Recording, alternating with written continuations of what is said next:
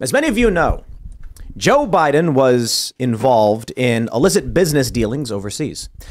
One of those illicit business dealings was telling the president of Ukraine that if he didn't fire the prosecutor, he wasn't going to get congressionally approved loan guarantees. And now we know that there's an FBI informant saying that Joe Biden is involved in a criminal bribery scheme. Well, the big news today, the GOP has revealed that this executive at Burisma has 17 recordings of Joe and Hunter Biden as an insurance policy. So it seems like things are about to get particularly spicy. And I think this is probably, as we enter the political season, it's going to make things bad for an already ailing president in terms of his approval rating, which is at an apocalyptically low rating historically. It's not as bad as Carter, but it's the worst we've seen outside of that for the most part. So we'll talk about that. Plus, we got some other crazy news in the wake of this story being published. What do we have? We have Bongino Report. We've got Post-Millennial and Human Events, as well as a few other sites being hit by a major DDoS cyber attack that's shutting them down. So we'll get into all of that stuff. And Donald Trump says that when he's elected president, he is going to send a special prosecutor after Joe Biden. So here we go. It's tit for tat. It's on. Before we get started, my friends, head over to publicsq.com and download the Public Square app. Why? Stop giving your money to people who hate you. And on top of that, stop giving your money to people who might secretly claim they like you, but would never stand up for you.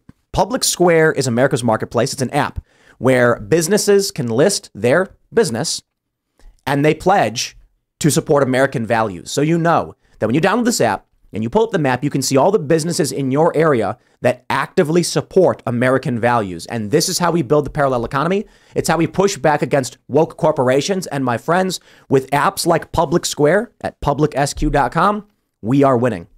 We're seeing all the big boycotts. We're seeing regular people say enough. The opportunity is now, and you can be a part of it simply by downloading this app and providing your business to the companies that don't hate you and actually agree with you. Again, publicsq.com. We're big fans. Shout out to Public Square. We love what you guys are doing. And again, download the app. Also, don't forget to go to timcast.com. Click join us, because tonight we're going to have a members only uncensored show. And if you sign up at if you sign up for the $10 a month level for at least 6 months, and if you sign up at $25, you will then be able to ask questions live on the air with us. It's basically a screening process because we have to have some kind of screening process. So we settled on time and or higher money to try and weed out ne'er-do-wells and things like that. But we love to see you on the members only show and supporting us directly. Joining us tonight to talk about all of this and so much more is Brandon Straka. What's up? Thanks for having me. It's good to be back. Absolutely. Who are you? I'm doing great. I think this is my 4th or 5th time with you. Yeah. Good to be back I said again. who? Oh, who am I? I don't know what it is. Brandon Straka, founder of the Walkaway campaign. Yeah, the movement of people walking away from the Democratic Party, and Walkaway Social, our app. Right on. Thanks for hanging out. And of course, Jack Posobiec.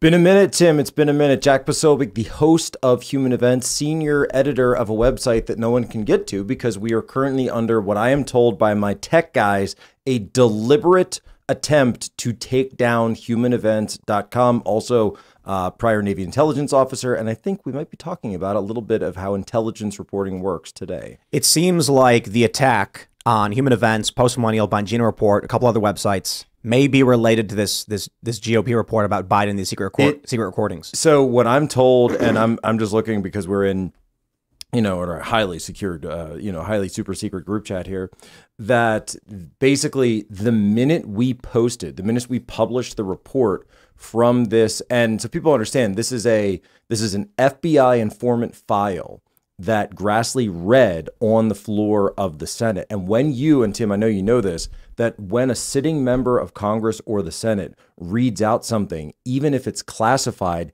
they cannot be prosecuted for releasing that because they're doing so on the floor of the Senate. He uses his ability to do that as a senator to come out and say that there are 15 recordings with Hunter Biden and 2 of Joe Biden when he was the vice president describing all this. Long story short, we put out the article summarizing all of that. The whole site goes down and so Human Events owns Post-Millennial. Human Events goes down. Post-Millennial goes down. We're also told Bongino Report is going down. Some of these are coming up. There's a few other sites. We tried pulling up DC Inquirer It's been up and down. That's been up and down, and Bongino reports down. But we'll get into all this. And I'm not going to say the name, but I will say that we are not on Amazon web servers. So this is not Amazon. So we will definitely get into all that. Of course, Ian's here. What's up, everybody? Ian Crossland, happy to be here. Let's move it along. Yeah, and I'm Serge.com, and I think we should just get started. We got a lot to cover. Let's get into it. We got the story from the Washington Examiner. Joe and Hunter Biden caught on 17 recordings with Burisma owner Grassley.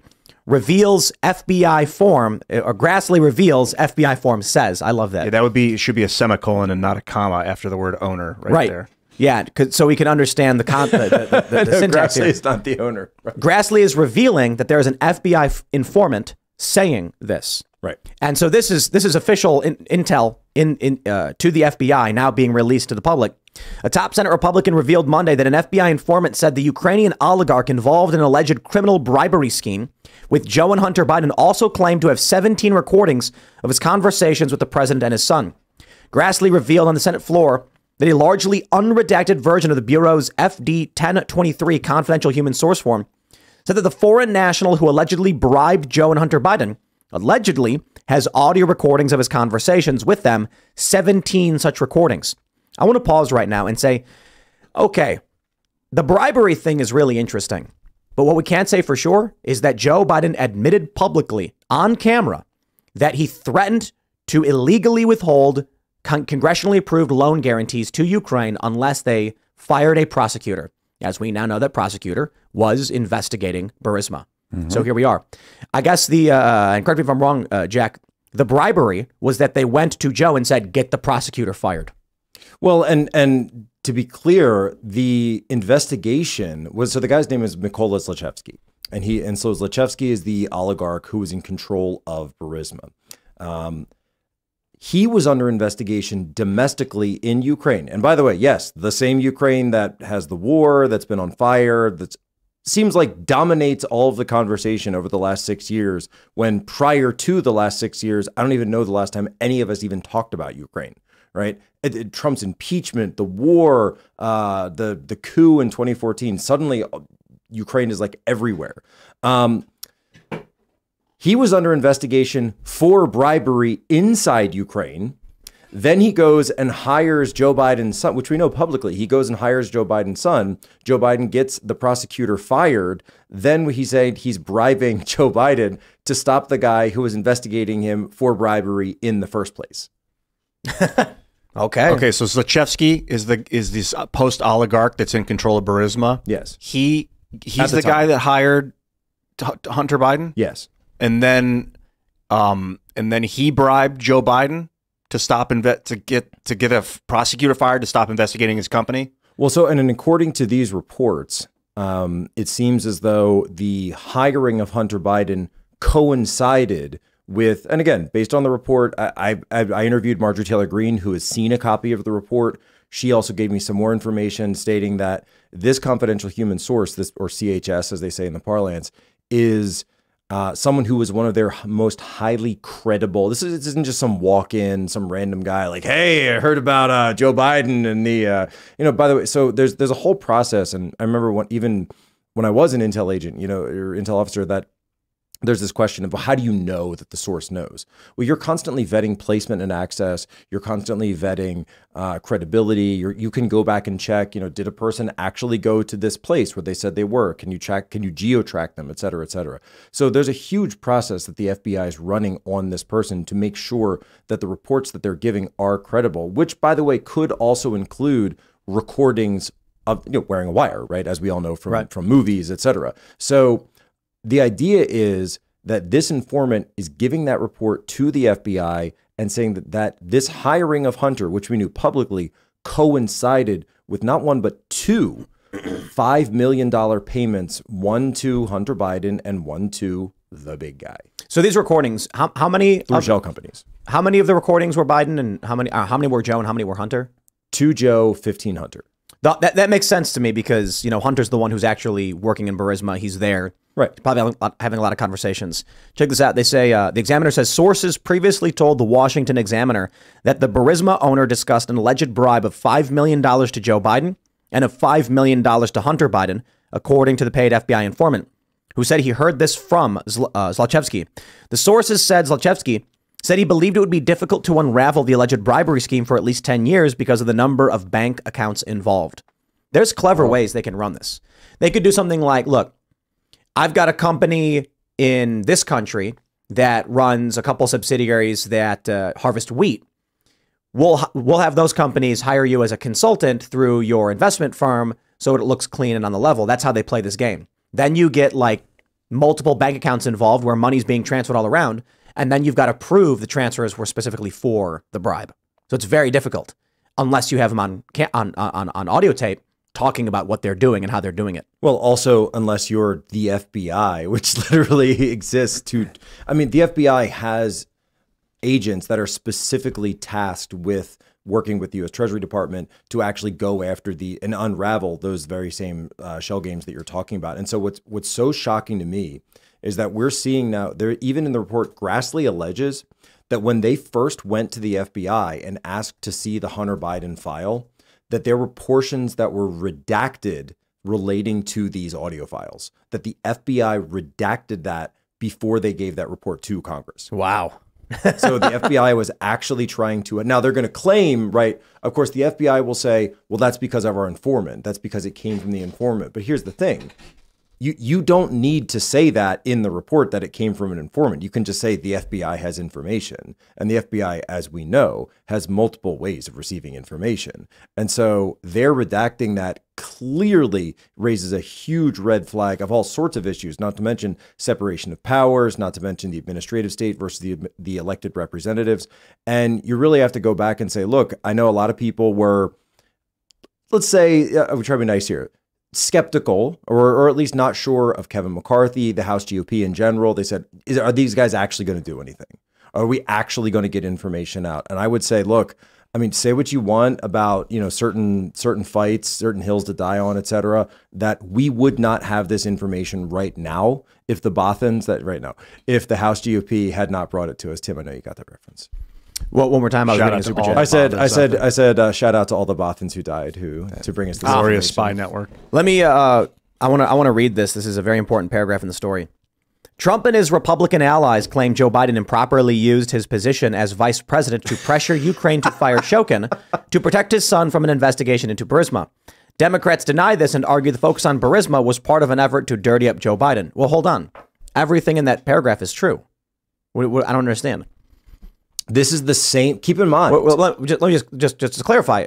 So when Trump and other Republicans investigate Joe Biden for overt and obvious corruption, it does in fact dirty him up in the election, and I'm sure that played a role in why they would do it. You mean kind of like arresting your leading opponent, for right? All they're doing is they're saying Democrats deny it, but argue a part of why they would do it. Which, okay, look.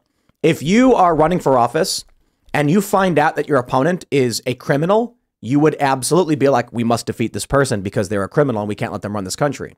So yes, a component of what you're doing is we need to expose the dirt on Joe Biden. It's real. This is the exact same thing that all the way back in 2019 and I've some of these names, maybe not Zlochevsky, but I think people have probably heard the name Burisma a lot by now. And, you know, even at a general level, these are the same exact companies and names that came up in that infamous perfect phone call between Trump and Vladimir Zelensky, right? The same Vladimir Zelensky. I got my Zelensky shirt on today.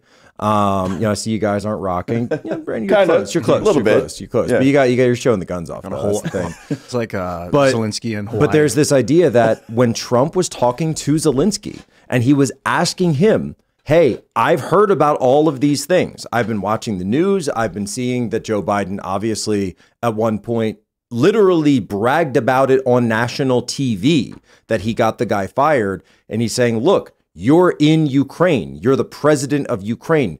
Could you look into this? Could you make a few phone calls? Could you see what's going on? They impeached President Trump for just asking the question about this right here, which we now know. Keep in mind, Tim, that at the time that they did the impeachment, the FBI had all these reports on file, and not a single one of them came forward and said, well, actually, what President Trump is talking about is something that we have on file. Look, there is a criminal syndicate in the government. I mean, I don't know how many. I don't know but we know that the FBI is purposefully not prosecuting certain individuals. And so whoever is instructing these people to do this is part of some kind of criminal syndicate. I'm not trying to make it seem like there's a network of thousands of people with initiation or anything like that. I'm saying certain elements of the FBI, the executive branch, and the Democratic Party are absolutely subverting the law in this country in collusion with each other. End of story.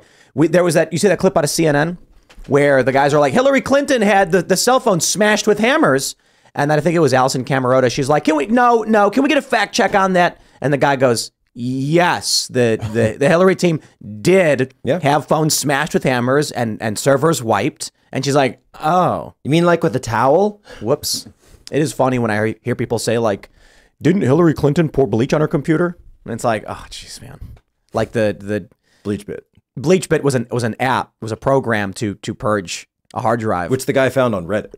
Yeah, that was funny. Was that what it was? Well, no, but if you remember, he posted saying like, I need help to and they found his posts on the subreddit.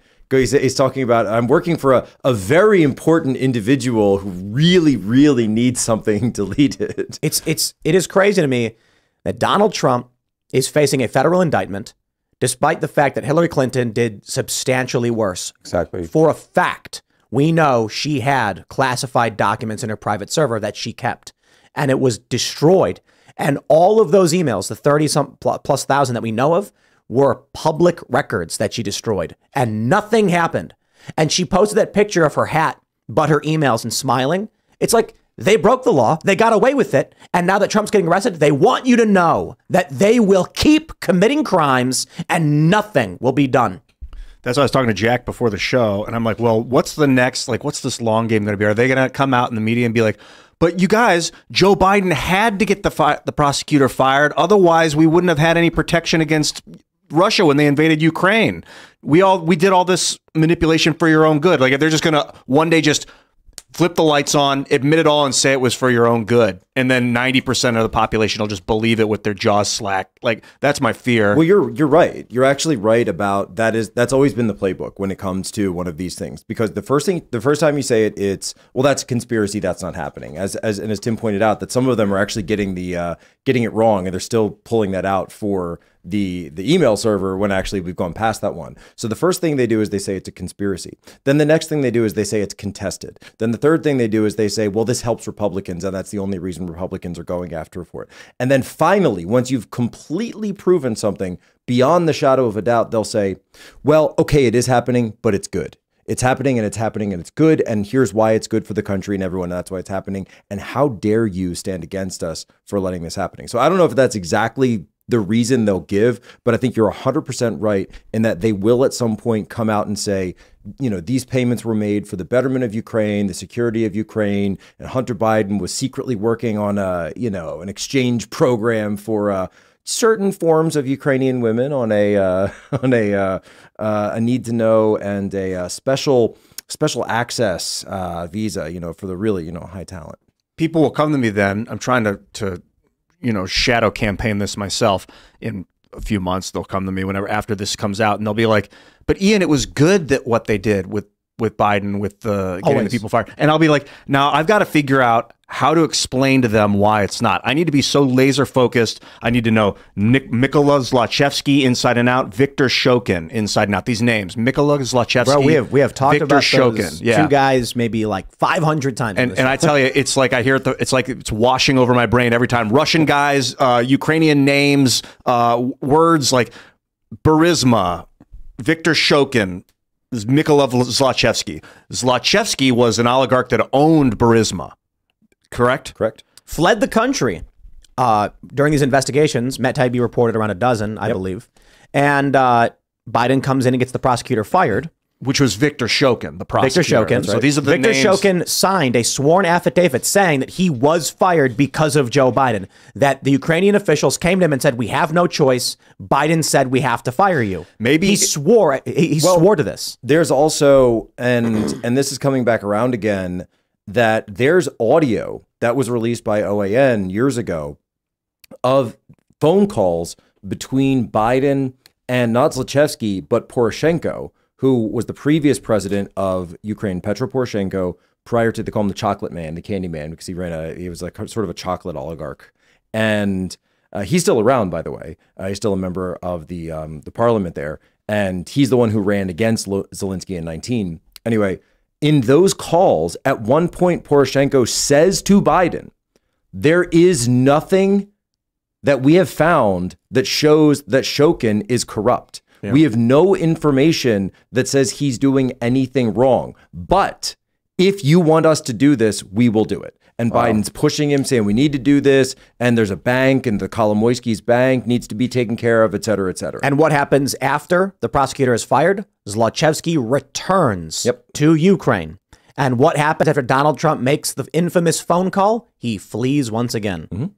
Once he knew, he's like, uh-oh, they're going to start looking into me again. And Joe Biden was like, we got someone in there who was good.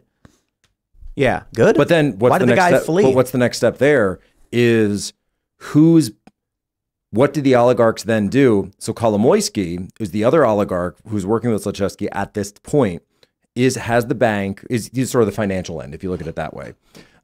He has got the bank. Biden saying, I know this guy, he's kind of an a-hole, et cetera, but we got to deal with him. We got to deal with him. That was the bank that received the IMF money. So those oligarchs come in and say, look, we still got this problem with the presidency, et cetera, and now Trump's in, what do we do? So they say, what if we can bankroll our own president here in Ukraine?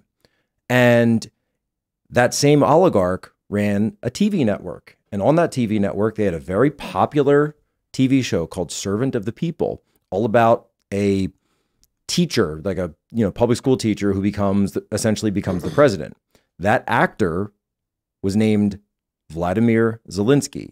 And those oligarchs then decided to put him up and bankroll him to become the new president of Ukraine in 2019. Did he have any political acumen before Zelensky? No. He was just an actor, and they were like, you're good enough. You have a good smile. It was a comedian and then an actor. And he played the president on TV, and they were like, works. Right. Wow. Let's jump to this next story. My point is, it was the same oligarchs that are being discussed on this phone call with Biden. There is hope, my friends. We have this report from Timcast.com. Trump vows to appoint special prosecutor to go after Biden if elected, saying, now that the seal is broken, in addition to closing the border and removing all of the criminal elements that have illegally invaded our country, making America energy independent and even dominant again, and immediately ending the war between Russia and Ukraine, I will appoint a real special prosecutor to go after the most corrupt president in the history of the U.S., Joe Biden, the entire Biden crime family, and all others involved with the destruction of our elections, borders, and country itself. Election interference at a level never seen before in our country, in a subsequent post. So now that we know that Trump is being charged and the seal has been broken, as you said, in more ways than one. Seal has been broken. Well, this is it. Yeah. There's no way out of it now. The next time a Republican gets elected, it's going to be political lawfare. 100%. And it has to be because, when he kind of campaigned on this whole lock her up, we're going to go after Hillary Clinton. And then I think he got elected and he went for this thing like, let's be compassionate. Let's unite the country. Let's bring people together. And it was a huge mistake. I mean, look exactly what they're doing. Yeah. And I don't think he'll make that. Yeah. I don't think that mistake will be made again. Yeah. Jack? Getting a report now from my guys at Post Millennial. They are saying the sites are back up. They've got all the information from the bombshell story that resulted in a DDoS attack. Post Millennial, Human Events. Make sure you go subscribe, by the way, to make sure that we can fend off the next DDoS Great opportunity attack. For a plug, by the way. All right. But yeah, we pull up Post Millennial quite a bit on the show, and we have Libby on quite a bit. And we appreciate it. What happened is before the show, I'm like, let's see what the Post Millennial's on about, and it wasn't working. And then Jack's like, well, we just put out these big stories, and sure enough. But back to Donald Trump. I thought it was just arresting at one point, and no, it was too big. Yeah. But Trump's gonna go after Joe Biden. So obviously, Brandon and I are in agreement. Jack, I'm curious what you think. It's gone too far. It's really gone too far at this point where you've got a situation where this and keep in mind that it's not just, if you think it's just Joe Biden and Hunter Biden that are taking foreign money in the United States government, if you want to be serious about this, and I would say as a way to take this out of the necessarily like left-right dichotomy of it, Republicans are or Democrats are going after Republicans. So Biden and all his guys are going after Trump, and they're saying, "Oh, you didn't, you didn't say it was declassified, even though he's the president. He has declassification ability." They're going after him for all this stuff that we already know that Hillary got away with. To take it out of that, I would say that you don't just need the special prosecutor for Biden. I do that, obviously, because we've got way too much information now. Plus, by the way, apparently there was an investigation that for whatever reason, this level, the highest levels of the FBI are protecting the Bidens, even though we know that they already have this information. They had the information when President Trump was asking about it. They wouldn't give it to him. He goes and asks Ukraine about it because he's like, well, if I can't get it from my side, I'm going to ask the other side, because he's a problem solver, right? He's a pragmatic guy, businessman. That we need an entire commission. I think we need a federal commission about foreign money that's going in. This is something where, look, if you're a Bernie Sanders supporter, or I guess these days you would say an RFK supporter, and you are actually concerned about money in politics, wouldn't it be a massive issue if there were foreign oligarchs and foreign funds that were paying into our politics, and shouldn't we know about that? Yeah. And it's probably worse than just that. I mean, I'd imagine the Chinese Communist Party is heavily investing in political candidates, and they can do it through very special ways. They can give money to a corporation that does, as I was mentioning earlier. Dianne Feinstein turned this into a cottage industry for her and her husband. It's not so easy to prove these things. A company that sells sombreros in China sends $2 million to a company that makes a specific fiber they use, and they say, here's what we do. We have that company double its order, so it looks totally normal. Then that company that does the fibering hires a few consultants at a couple $100,000 who then hire this plumber. And so it all looks legitimate. And how do you know which one was the bribe? They do these things in Chicago all the time. Hey, you know that contract that's coming up? Get us that contract for, this amount of money. And then I'll talk to my brother and we'll make sure that he buys from you next time. And then that's kickbacks. That's how it all works. So China can say, we're going to buy X product from your company so long as X amounts of those dollars go to this political action committee through you, because we can't legally do it and no one will be able to prove it. Well, or just looking at the Feinstein situation. So Senator Feinstein in California was one. So she's green energy, right? She's climate change. We have to protect the environment. What did she do? She used legislation and she championed legislation in this country to prevent the development of rare earth elements within the United States, that we are not going to go after those. We are going to protect them. We're going to leave this sacred land exactly the way it is, exactly where it is. Meanwhile, what's her husband doing? Her husband is being given deals in China with the exact same companies that are going after rare earth elements and then purchasing those resources and the mineral rights all around the world for China. How did they corner the market? They cornered the senators first. Yep. Man, what were you going to say? I was going to say Trump's got to arrest all of them. It's not just Biden. This is my feeling about what Trump's saying. He's like, when I get back into office, I'm going to arrest them. I'm going to set things right. And what it feels like is a story of, like, he came in the first time. He's like, all these poisonous snakes. I'm going to kill all these snakes and make it snake. And we're like, okay, good. Less poisonous snakes. He went in. He didn't destroy the snakes. And then he got bit by one. And now he's poisoned. And he's like, when I get back in, I'm going to kill all the snakes. And you're like, dude, relax, rest. You've been poisoned. Like, they're already hitting him with like 70+ federal felony charges. Like, dude, you're in no position to run for president because right now. They're terrified of him. I know. He's absolutely in the position. I mean, he's a position where they can take him off the ballot if he's being. There's a reason that nobody else is being targeted like this. I mean, right. I think that the Trump movement singularly represents the most viable anti-establishment movement in this country, and because it became so. It attained critical mass. That's the reason you're seeing this pathogen-like response to it by the system that you're seeing. You'll see Republicans and Democrats will link arms, the Bushes and the Clintons and the Obamas, to go after Trump because they know that he's the one person that actually represents a threat to them on a much grander scale. And by the way, if he wasn't leading in all the polls, but CBS YouGov has him up, 38 points or something right now. It's not exactly like a pro-Trump poll. He's leading Biden in many national polls. I think if he wasn't leading, you wouldn't see these charges. You wouldn't see anything about him. That would fit more the, hey, let's let this guy go, out to pasture kind of model. But you think he's too damaged? Is that what Well, I think not psychologically, mentally, anything like that. Just he's in a legal state right now where he's going to have a hard time getting his name on a ballot. Like if they, But that's the point. yeah, exactly. So what do you mean getting his name on the ballot? If he, well, from what I understand, if he's indicted for federal charges and then found guilty on any of them, they can take his name off the It's not ballots. true. It's just not Is true. that not right? Well, some people are saying that the indictment states will make moves to remove his name from the ballot. He can still run. He can still be elected. He can pardon himself. I don't know if it's true, but people have chatted to us saying that. So there's two pieces to this. One is that, so the only thing that can prevent you from being president is an impeachment. Like fully prevent you from being president is impeachment. It's the only thing the Constitution But you mean says. conviction, right? Impeachment and conviction. Impeachment and conviction, yes. Yeah. A fully carried through conviction and impeachment, which has never happened, by the way, in U.S. history.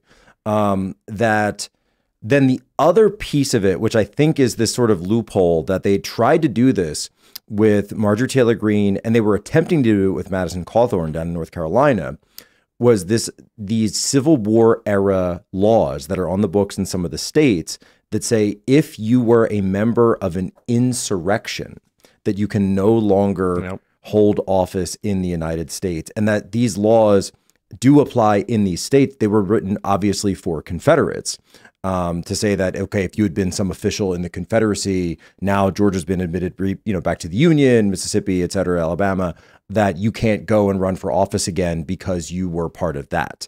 So what they're trying to do is apply that. So if, and I believe they will, by the way, like this indictment tomorrow on Trump is not going to be the only one. They are going to continue on with the indictment in Georgia over, find the votes, which, is like just Trump talking on a phone call.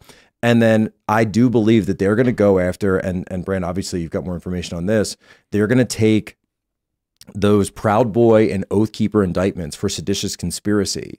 And they're going to, and Julie Kelly's talked about this as well. So, I'm not going to say like this isn't 100% my idea, that they're going to just switch the names for President Trump, because that then, by the way, in a DC district would trigger those laws in those states and set up we're obviously in uncharted territory, like massive uncharted territory here in terms of all of these things, but it would set up a huge legal challenge for him. Now, when they did this with Marjorie Taylor Greene, the judge basically ruled for her 100%. But Marjorie Taylor Greene had never been indicted and convicted of anything that would be considered an insurrection. In fact, up until this seditious conspiracy case, no one had been charged with anything that would be considered even close to that. And so the idea being is there a possibility? I mean, it's some like insane figment of a Blue Anon type deranged conspiracy, but that's literally how far they're willing to go to try to stop Trump. There's a smaller story besides Proud Boys and Oath Keepers that's already happened that a lot of people don't know about because there's not enough reporting on January 6th. But there's a J6er named Coy Griffin. He was a city councilman in New Mexico. And he got a misdemeanor charge, didn't go inside the Capitol on January 6th. And I really want people to pay attention to this. So if you're watching and listening, look it up and share it. But he was a city councilman in New Mexico, got a misdemeanor charge for standing outside the Capitol, didn't go inside the building. But the Democrats in New Mexico went after him to have him removed from office for this very reason. And the judge went for it. And he was actually removed from his position for being involved in insurrection. And so he's now having to appeal that. But the point is that the precedent has already been set. Yes. We have now removed somebody from office for insurrection connected to January 6th. So we have precedent for that now. And of course, they're going to do that to Donald Trump. No, I think you're exactly right. I think this is what it's. So when, people look at some of these J6 cases and they'll say, okay, this is a one-off. This is a one-off. No. They're building towards this. They're building towards the precedent, and they're moving slowly and slowly and slowly to get to the point where. And by the way, this case down in Miami, they know this is a weak case. Plus, they also know that because of the district, the jury pool down there, which is an area that almost went for Trump in 20, that decisively went for DeSantis in 22. I mean, you try and tell me that you're not going to pull 12 people and not at least get a couple of like based Cuban, Miami Cuban guys on there that are like, look, we saw this in communist Cuba. We know exactly what you're doing. We're not going to go along with this. You'll see jury nullification. You'll definitely get a chance of that. In DC, you never will. Not if your name is Donald Trump. And this is the big challenge. The jurisdictions are everything. Yes. The political and cultural bifurcation in this country is so near absolute that if you can have any liberal district just be like, we'll indict them. They can indict you for anything. Some random liberal district in Washington can indict anyone, and then you can indict a ham sandwich. And then the people in that district will convict because they don't care about any kind of constitution, community, or laws. They will just say, nah, you're guilty. So that's why when we talk about Trump and these indictments, I'm asking people, like, you really think a New York jury is going to acquit Donald Trump? You really think a D.C. jury will acquit? Well, he's going to be in Miami. So that's a maybe for sure. Right. Miami, I would say he's got a 50-50 chance. Probably even stronger than that, because there's no, and keep in mind that Miami, even though that's where the court is, the district itself is actually bigger than just Miami-Dade County, right? The Southern District of Florida. So you've got, I mean, remember how many people moved down because of COVID, et cetera. We all know the story, right? And the trending of Latinos and the legalized Venezuelans that have gone there, the Cubans. So I think he stands a pretty strong fighting chance in that area just based on the jury pool demographics. But look at the rape civil trial in New York. You had a guy on that jury who even said he had seen a few episodes of Timcast, still saying that Donald Trump is responsible for raping that woman in the most insane story we've ever heard. So you look at New York, and I'm like, bro, they're gonna convict him, and and the judge is going to say jail time. I don't see a scenario where a judge is like, well, now hold on, Donald Trump's a good guy, so we're not gonna. They're gonna be like, lock him up. New York is a very bad venue for Donald Trump, but it's not as bad as DC, I don't think. And he's actually more popular in New York than people think. People are. I mean, it's overwhelmingly people are against him there, but he's more popular than people think in New York. No, I don't see. So first, what'll happen is the jurors' identities will get leaked, and then the judge will probably be like, "Who cares?" Something like that will happen. Then you're going to hear no juror who is entering the courthouse to pass judgment on Donald Trump, to issue a verdict, is going to, whether they like Trump or not. I just don't see it happening. The reason that one guy probably said, yeah, you know what, Trump is responsible for this, is because they probably said to him, listen, they're probably sitting in the jury deliberation room, whatever room it's called, and they said, I don't know or care about Donald Trump. I don't want Antifa throwing bricks at my window. Exactly. Yep. Guilty. Yep. Well, that's a tampered jury. You need good luck. Yeah. How do we expect to have an impartial trial in this situation? But because Ask Derek Chauvin. This is the case that happens when you have a country that's been so bifurcated the way we have, where our access to information has totally changed because of the internet, and the rise of cable news, that you've set up a case now where there is one part of, so conservatives generally will say, well, I want to hear the other side. I want to call out. We want to keep everyone on the same standard. We want to make sure that, everyone's playing by the rules. Whereas the left will just sit there and say, I want to destroy the right. I want to destroy anyone who's related to Donald Trump, who's related to January 6th. You see case after case after case. That's why they're putting Bannon on trial in New York, right? Bannon, he wasn't even in New York, but they're going to put him on trial in New York. That's why Bannon, he's got his 4-month sentence. That might be coming up soon, by the way. That's already happened for Bannon, that he may have to serve 4 months, and it's looking that way. But you also had, to Brandon's point, there was a case where in that very same, so Steve was raising money for this We Build the Wall endeavor, where it was like this private building the wall thing. And one of the guys took a plea deal.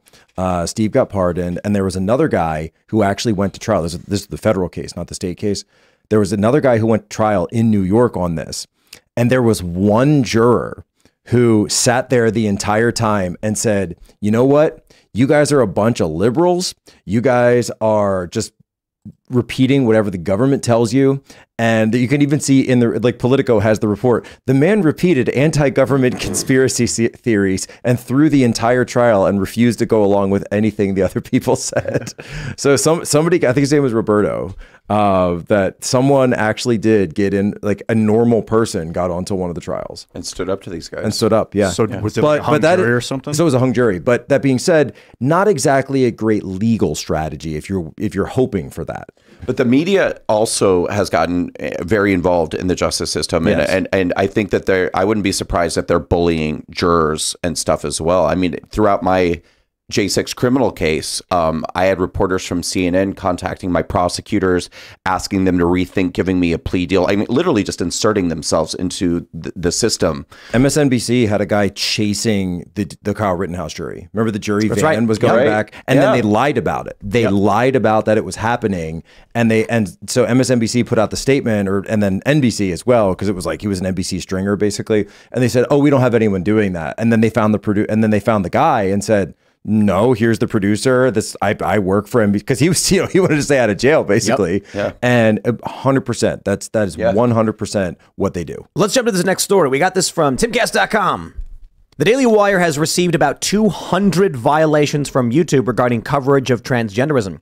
Jeremy Boring, quote, "YouTube only does more damage the longer it keeps its finger on the scales." Candace Owens and Michael Knowles have both been suspended for 7 days from Friday. Well, they were suspended completely? Suspended completely. So they cannot post videos. I didn't realize that. And well, funny enough, no one's writing about it. Wow. Yeah, if you look it up, it'll just say demonetized. But Jeremy says on Friday, Candace Owens and Michael Knowles were suspended for 7 days after receiving their second strike. And Jordan Peterson was given his first strike, 3 in 90 days, and your account is terminated. I don't think this has anything to do with the trans issue, to be completely honest. I think what we're seeing with Fox News, with Project Veritas, and now the Daily Wire, anybody who is prominent and vocal and is a threat to the establishment is starting to get hit particularly hard. Kind of like DDoS attacks over at the Post-Millennial and Human Events, where if you go and subscribe, you can help us prevent. But in all seriousness, yes. Yeah. Post-Millennial, Bongino Report, Human Events just got hit as we're preparing to do this show with a major DDoS attack. It's all coordinated. There's no way. Look, we had on, I think it was John Cardillo, and we were talking about Veritas, and I said, I find it very strange that Fox News and Veritas did basically the same thing to O'Keefe and Tucker. Suspend them so they can't work, but don't release them from their contracts so they can't go anywhere else either. That's a very specific strategy to take against prominent individuals in the cultural debate and the culture war. As for the Daily Wire, they're not big Trump guys. Many of their personnel are very much for Ron DeSantis, but either way, they're challenging the cultural establishment, the norms, and the machine.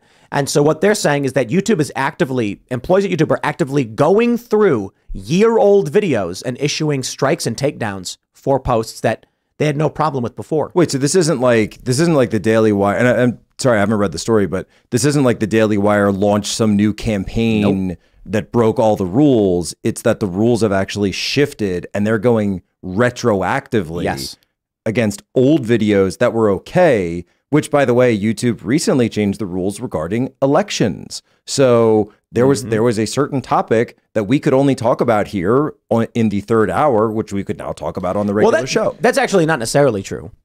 I talked with Steve Bannon about the election issue, and he outright said he thought the election was stolen. They just had this weird rule that I think only applied to YouTube's rules only apply to their actual targets, and the rules are arbitrary is the easiest way to put it. I mean, that's what I'm getting at. When the Hill, I think it was the Hill Rising, I believe, with Sagar and Crystal Ball, Sagar and Jetty and Crystal Ball, they had a clip. I think it was them. I could be wrong. They had a clip of Donald Trump at a rally. Because they don't do it anymore. And then Donald Trump at the rally said the election was stolen, and YouTube took their video down. There were also like news reports where they did the same thing.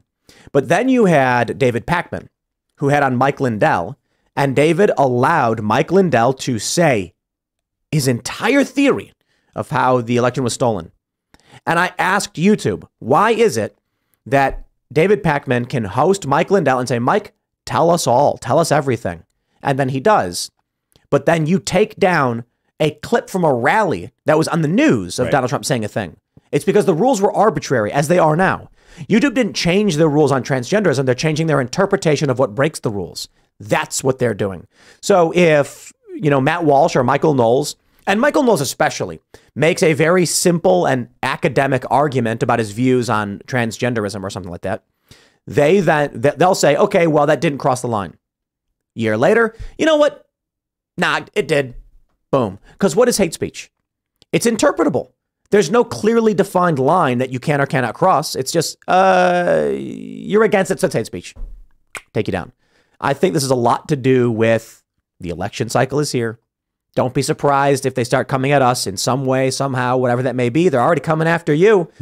Whoever, and I'm talking about we're going to interests. dig into this as much I'm talking as about super PACs, political interests, hackers, probably rogue elements of the intel agencies we've already seen. By foreign states. Foreign states, even. I mean, if Ukraine's involved in this, obviously they don't want these tapes coming out. Have you not experienced the retroactive? Your strikes? episode, Brandon. There was that. The episode of but that, you what happened? was What taken That's down. a bunch of times with Walkaway. What happened in that episode? I wasn't on that episode. What happened? Yeah. Don't know.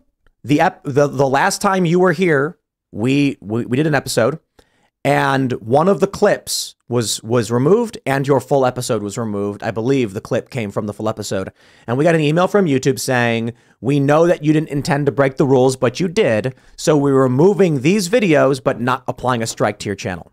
And then the video was taken down. Wait. Have you seen what Darren Beatty's been talking about his clips from here? So From IRL? From IRL, where, and I'd have to go back and look exactly what it was, but he had a clip from IRL from like forever ago talking about Ray Epps, like, I mean, easily over 18 months ago, where you could go on Twitter, and I tried this, and you were clicking on it and it wouldn't play. On Twitter. So it was a clip from IRL on Twitter, and it was like, and I tried it on multiple devices. I tried it on like, on Wi-Fi, off Wi-Fi. It would not, like, it would start and then it wouldn't, and then it would just go to the spin and it would lock. I think You that wanna Beatty hear show was taken down too. Which one? I think that Darren Beatty episode had been taken down by Well, us. we took it down and put it on Rumble, Yeah. and it's actually our most viewed episode ever. Wow. Yeah, it's got like 8 or 9 million views. Crazy. I'll tell you a crazy story. Streisand effect. In, I think it was 2017, I could be wrong, I went to Davos during the World Economic Forum. I was in the peripheral events. Crypto was a big component. So flew out and I was like, all right, recorded some, I think I was only doing like one video per day at that time. So I like recorded a video in advance, flew to Davos. 3 days of videos that I produced there are gone. Oh, wow. No idea how or why, never received a message or a notice. Just on my youtube.com/Timcast channel, you can go to the date.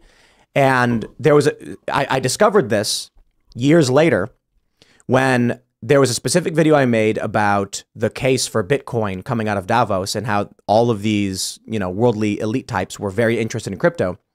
And I was like, I want to find that video that I did because I interviewed somebody in a bar, gone. And I was like, where are my videos? Just gone. I used to think This has happened a couple times. Another time was I produced a video on something called the Isdal woman. You ever hear this story? No. The Isdal woman in Norway, in Bergen, Norway. It was a woman who was found up in the mountains just outside of the town of Bergen, the city, and she was dead. They said from smoke inhalation. They found a bunch of passports or something.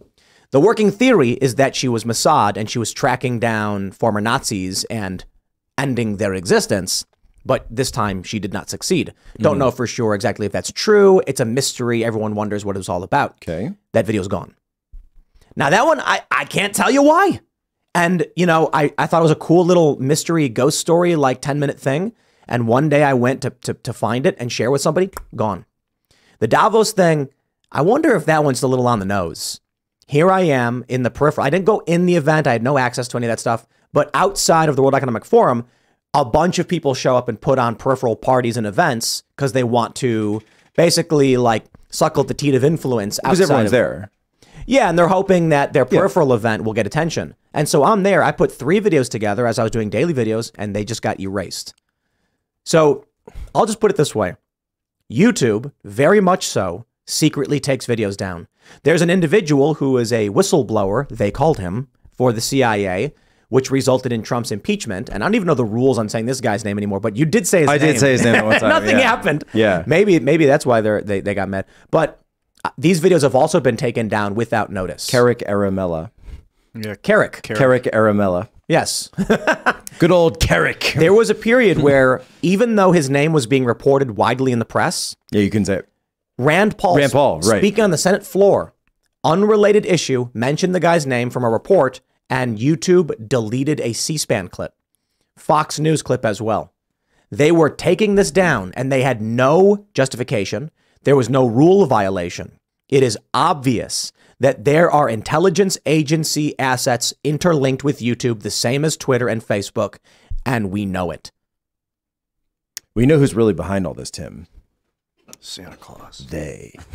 Yeah, They're doing it. I was watching Justice League. It was them again. I was watching them. I was watching Justice League, and it's this really funny clip. I started laughing super hard. It's the show's from 2005, but it's Superman being, you know, Shazam, Captain Marvel quits the team, and then Superman's like, he's right, and then Batman goes, "They set you up, Clark," and he goes, "What does it matter anyway?"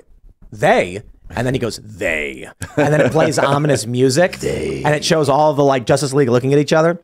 It's funny because they is a reference to the powerful establishment, the corporate elites, the wealthy elites, but the media for some reason has been desperate to turn it into specifically Jewish people. So it's like when we say colloquially they will try to claim you're talking about. It's like I'm usually talking about like oil companies and banks.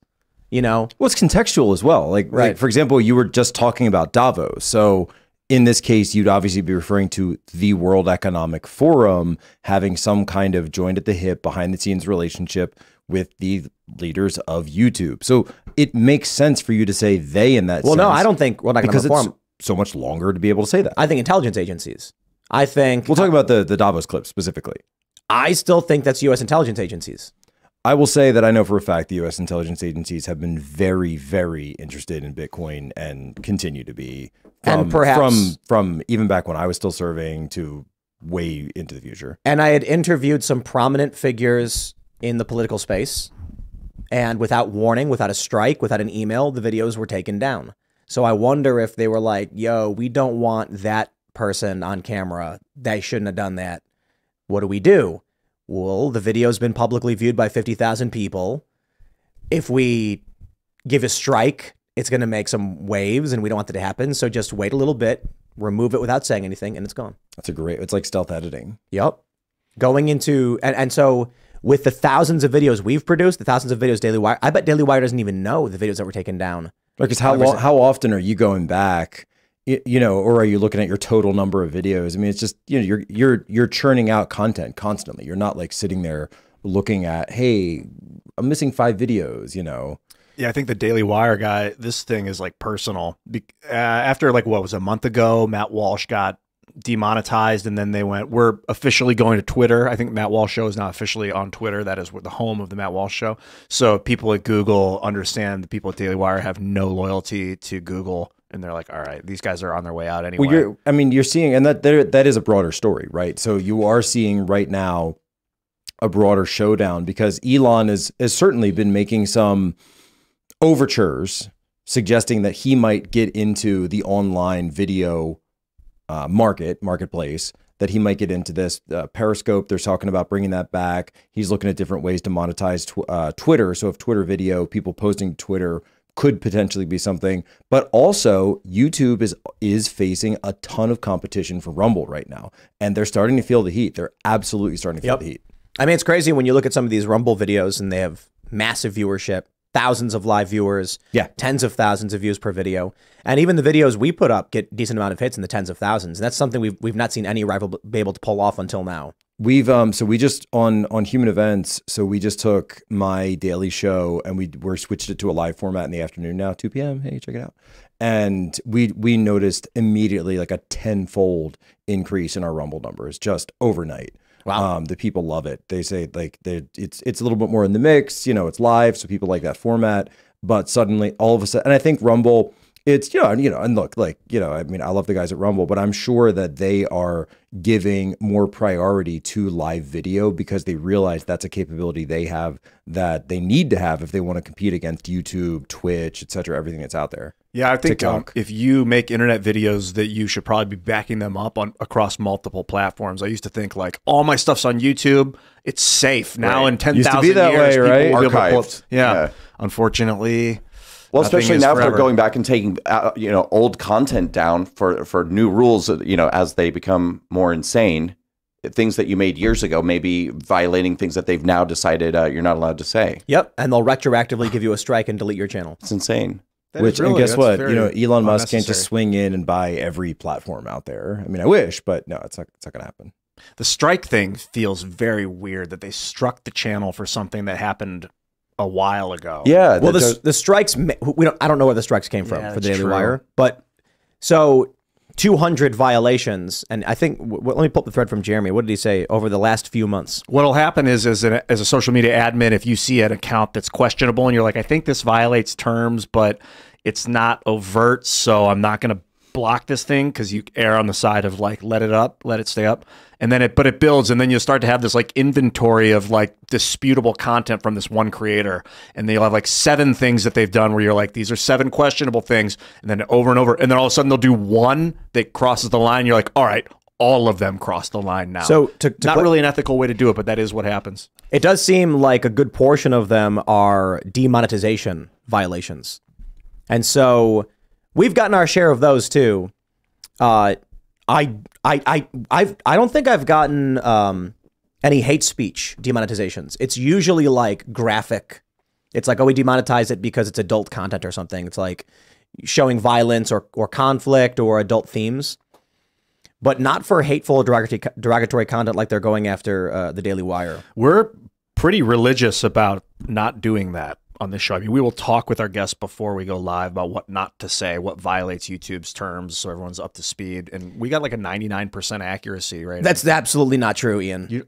On this show, we may be mentioned. Maybe we may be mentioned to like 1 out of 15 guests what YouTube's rules are, which results. I want to think it's more than that. Yeah, like it's 6 not, out of 10. and that's why we end up having to take episodes down, because people think that they think this show is like sitting in your friend's living room having a beer, as opposed to primetime cable TV talk or something like that.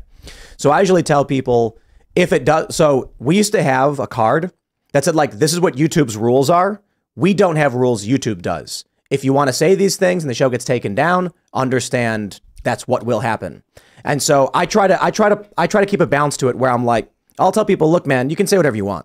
If you've come all the way out here to come on this show, and then you want to say things you know will break the rules, we'll roll our eyes, and then the episode gets taken down. So if you don't care about people seeing the episode, like, totally get it. But we stopped showing people YouTube's rules because they would then intentionally break them or just only talk about that. And we were like, dude, we showed you the YouTube policies not so that you could sit here and just only talk about that, or to intentionally try and break the rules. So then we're like, okay, just like, dude, don't make allusions to violence, all right? And then YouTube had a rule about the election, whatever. In fact, most of those rules, they're not actually enforceable as long as it's a debate and not overt. But the reason I push back, Ian, because it's actually very, very frustrating that we don't tell everybody when they come on what YouTube's rules are, and then we end up having to take episodes down lest we get suspended for a week. Yeah, sometimes you'll go 3 hours or 2 hours, I guess we do 2 hours, and an hour and 59 minutes of it is totally cool, but 30 seconds go by and something gets said and you're like, well, that's we were batting 99.98%, but you can't trim episodes. You can't trim things out. I don't know why they took your episode down that we did, Brandon. No idea. They did not tell me. We talked about trans stuff a lot that night. Yeah, but we're not like, you know, the one thing I tell people is try to keep it academic. Yeah. You know what I mean? Make your criticisms fierce and passionate, but, you know, make them academic and not just generally trying to insult somebody. And so we're usually fine about it. And I have no idea what we could have done. Sorry to interrupt. What is their policy about misgendering? I don't think there is one.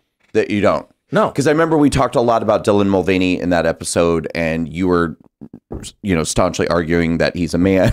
And we were kind of like having that discussion. So I don't know if that. And my position has been on all these episodes, we'll see if they retroactively enforce this, is that Dylan is a character like Borat, intentionally insulting women and trans people. Yeah.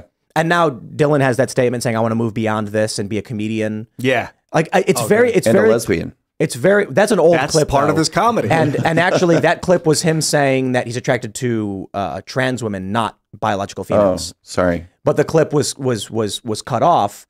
What Mulvaney was arguing to his dad was that he's attracted to women, and his dad was like, "Oh wow," and he was like, "No, trans women, because trans women are women." That's what he was saying, not that he likes females. But my position has always been that Mulvaney is I believe it's a character intending to mock trans people. Like, I guess find like some like paparazzi was like following around Dylan Mulvaney, and then found that you know, like in normal life, like he doesn't dress like that or act like that at all. But I don't necessarily care to get into all that. I will just say that I'm saying it goes to your point.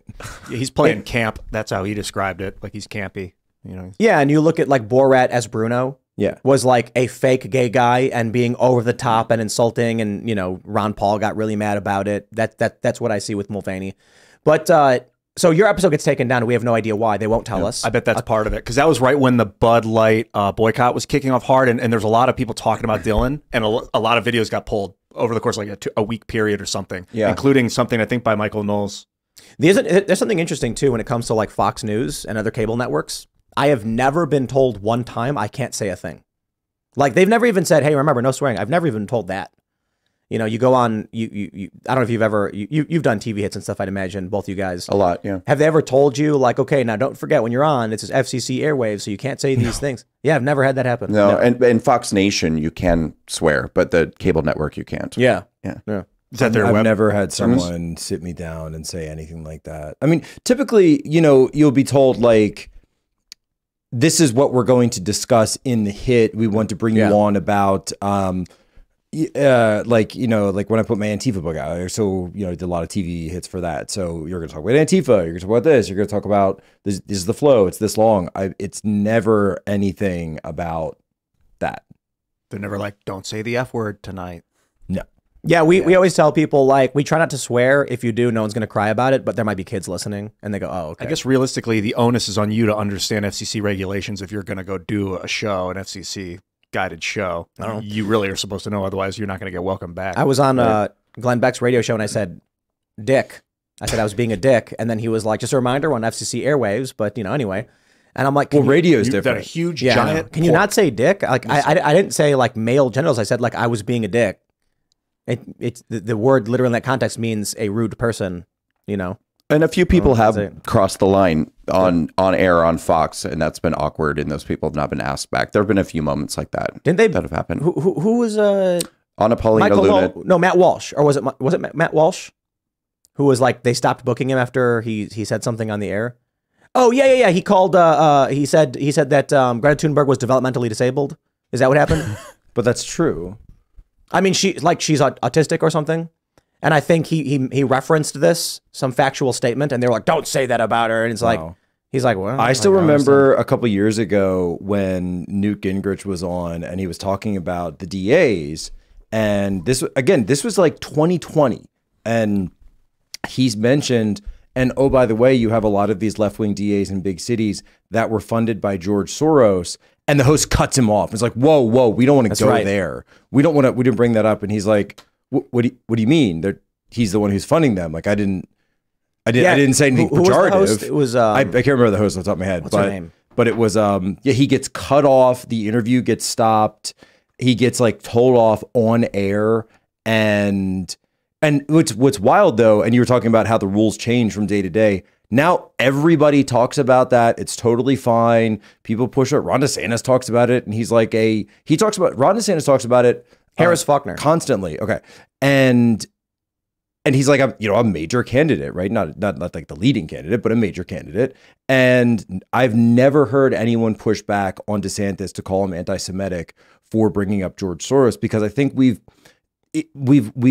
breached a point where people realize the now former retired George Soros, it's just so obvious and it's so heavily reported that you just can't talk about the issue without referring to Soros DAs. It's just true. It's just true. Exactly. So I think it's a great example of showing that if you keep pushing and you have the truth on your side, right? That's the other part of it. You can't just keep pushing, for fun. Remember that you're going to win. Remember when a bunch of people were claiming that there was like an elite cabal who was trafficking minors, powerful political and corporate elites, and the media was like, you are crazy, you people are nuts, and then Epstein got arrested for it, and then Maxwell is in prison for it, and it was true. And Instagram had a massive network that was rolled up, which by the way is amazing to me that we have this news that comes out. Instagram has this huge pedophile network that it's totally available. It's promoted by the algorithm. You've got the Stanford Internet Research Observatory. You've got the University of Massachusetts of Amherst that puts all. Have you seen this thing? It's in the Wall Street Journal. They came out and they came up with basically these like dummy accounts, like a brand new account for Instagram, and they would make the account look like, in some instances, they'd make it look like just a general account, and sometimes they'd make the account look like that the account itself was of a minor. And then they would go and interact with accounts that were offering, and they use lots of different euphemisms and code words for pedophilic activity, child sex trafficking, child trading, in some cases, menus of things that you could order specifically from these accounts.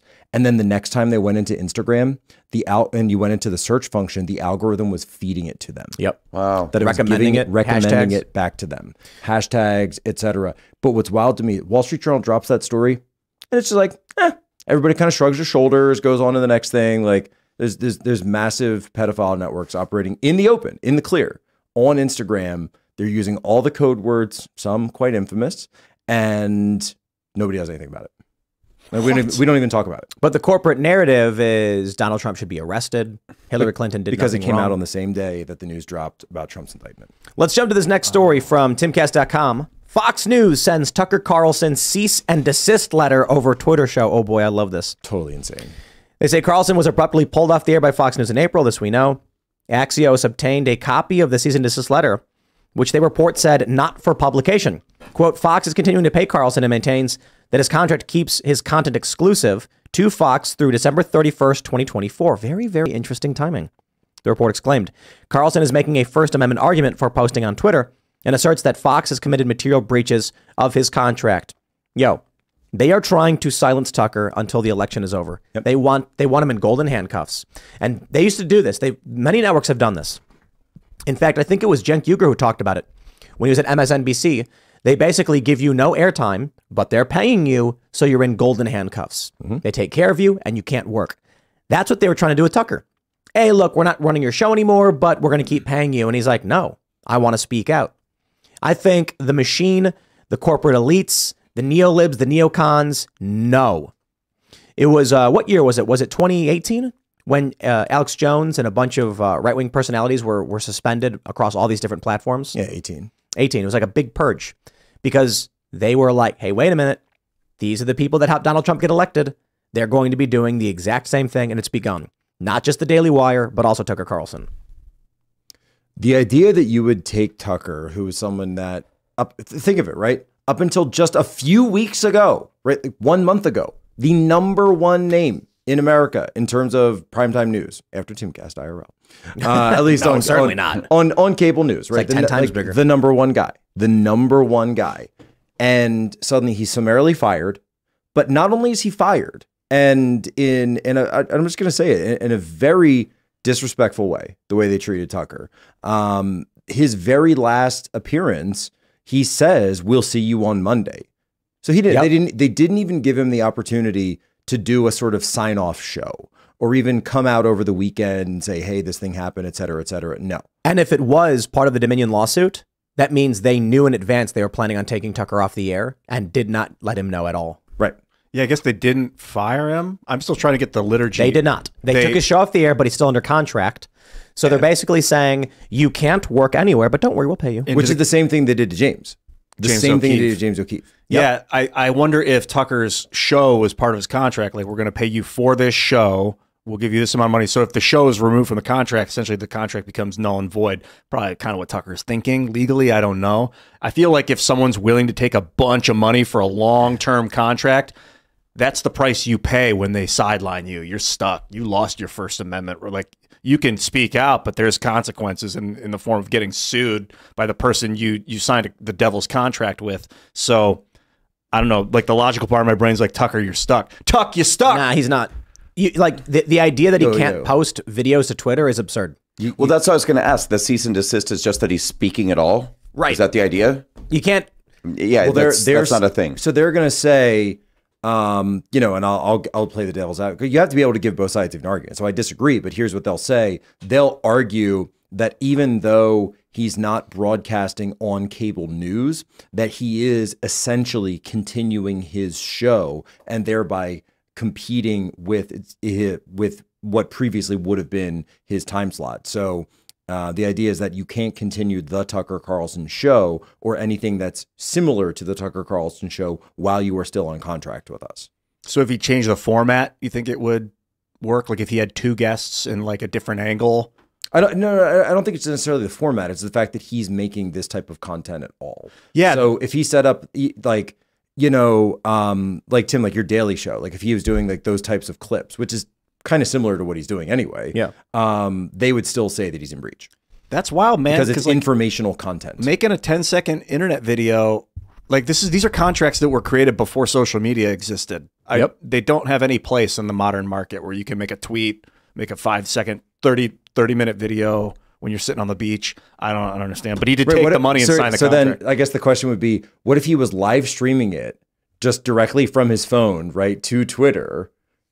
Is that the same thing where it's, hey, I'm Tucker Carlson and I'm talking about Trump's indictment. Boy, that was terrible. And our country's going to have a civil war and, you know, et cetera. Would that be necessarily a violation because it's not none of it is content? I mean, they'll argue whatever he does is, but none of it is. But more importantly, no, I'm giving the argument from how they're going to argue it in court. They would argue that him live streaming it is the same thing as a show at night. Live I think they would. Show, right? I think they would as well. But he's not going to have to deal with this. They're not going to court. They're not going to sue him. Because Tucker could just be like, oh, you're suing me? Okay, I guess I agree with your lawsuit. Let's go to discovery. I won't challenge it for dismissal. We'll go straight to discovery. And Fox is going to go, no, wait, don't. Because then all the Dominion stuff comes out. And they don't want that to happen. And he said already that there have been board members of Fox who, by the way, I'm sure are going to come up for deposition if this goes to any type of lawsuit, that he's going to say, all right, you, who else was in the room? Who else was in the room? Okay, you, and you. We're all going to sit down and we're all going to find out exactly what went down when you decided to summarily pull the plug on the Tucker Carlson show. Is Fox News the Fox Corporation? Right. So they actually divested from the larger Fox that Disney bought. Right. So it was spun Fox off Corp into then? something. Yeah, but I think Fox Corp or Fox News Corp. Yeah. I have to wonder then if the stock price drops in response to the firing of Tucker Carlson, if the board can then be sued for a breach of fiduciary duty. Class action. Does he not have the option, though, to just get out of his contract and not be paid? I thought I had read somewhere that he had the option to cancel his contract. I don't think so. And based on my experience having similar contracts from these networks, you can't. You have to request there has to be like a mutual break. You can't. The purpose of the contract is so you can't leave. Otherwise, there's no reason for them to have a contract with you, right? They say, we want you to be only with us for this amount of time. You say yes, and they say, we'll pay you X amount of dollars. If they break the contract, they have to pay him out for the full terms, and then he's free to go. So he's making that argument that they've breached a contract. And I say, it's kind of obvious they did. Which is what happened to Megyn Kelly at NBC. Yeah. And they let her go? No, they fired her, but then she went in and got the full remainder of her contract. So she got paid. And she got loose to go do her own thing right away immediately? Right, but that's because she was fired over the it was like a blackface thing. She said, I don't understand why it's offensive. People dress up on Halloween all the time. And it's like, she didn't even say anything offensive. She was just like, I don't get it. Can someone explain to me? And they're like, you're fired. Right. Which honestly, like, that's like morning show banter kind of stuff that you would do. You know, maybe she, like, Megyn Kelly's a very smart individual. I'm sure she knows why people don't like it. Hey, look, she made out like a bandit. It was a big mistake for her to try and do one of these hokey morning shows. Her podcast now is substantially better and successful. Yeah. I've always said, you know, and people know Megyn Kelly and I have had our differences, but Kelly File was fantastic when she was just the hard-nosed, legal, slicing and dicing these cases. And I think that's where her podcast has gotten to at this point, and it's substantially better. And let's not forget, she's the one who asked Trump that fateful question about calling women fat pigs. That's right. And then we got that magical and basically moment. won him the election. I got to say, I don't know Megyn personally. That one thing. Yeah. I felt like she had a great kind of evolution similar to Tucker Carlson, because I remember her being a sort of neocon in like 2007. If I remember correctly, I remember not liking her at all, being like, she's just a war hawk. She's just parroting the mainstream media narrative. It's so annoying. And then all of a sudden, like 2013, 14, she was like not hip to the crap. And I started to see her wake up and kind of like separate herself from the pack and think critically. And I haven't really followed her work a lot, but I really appreciate that evolution. Her podcast is great. It's very good. I think this is just the beginning. We are going to see a wave of censorship. We're going to see insane smears, lies, cheating, stealing, you name it. My favorite is when they did that Stanford study on like people spreading election disinformation or misinformation or whatever.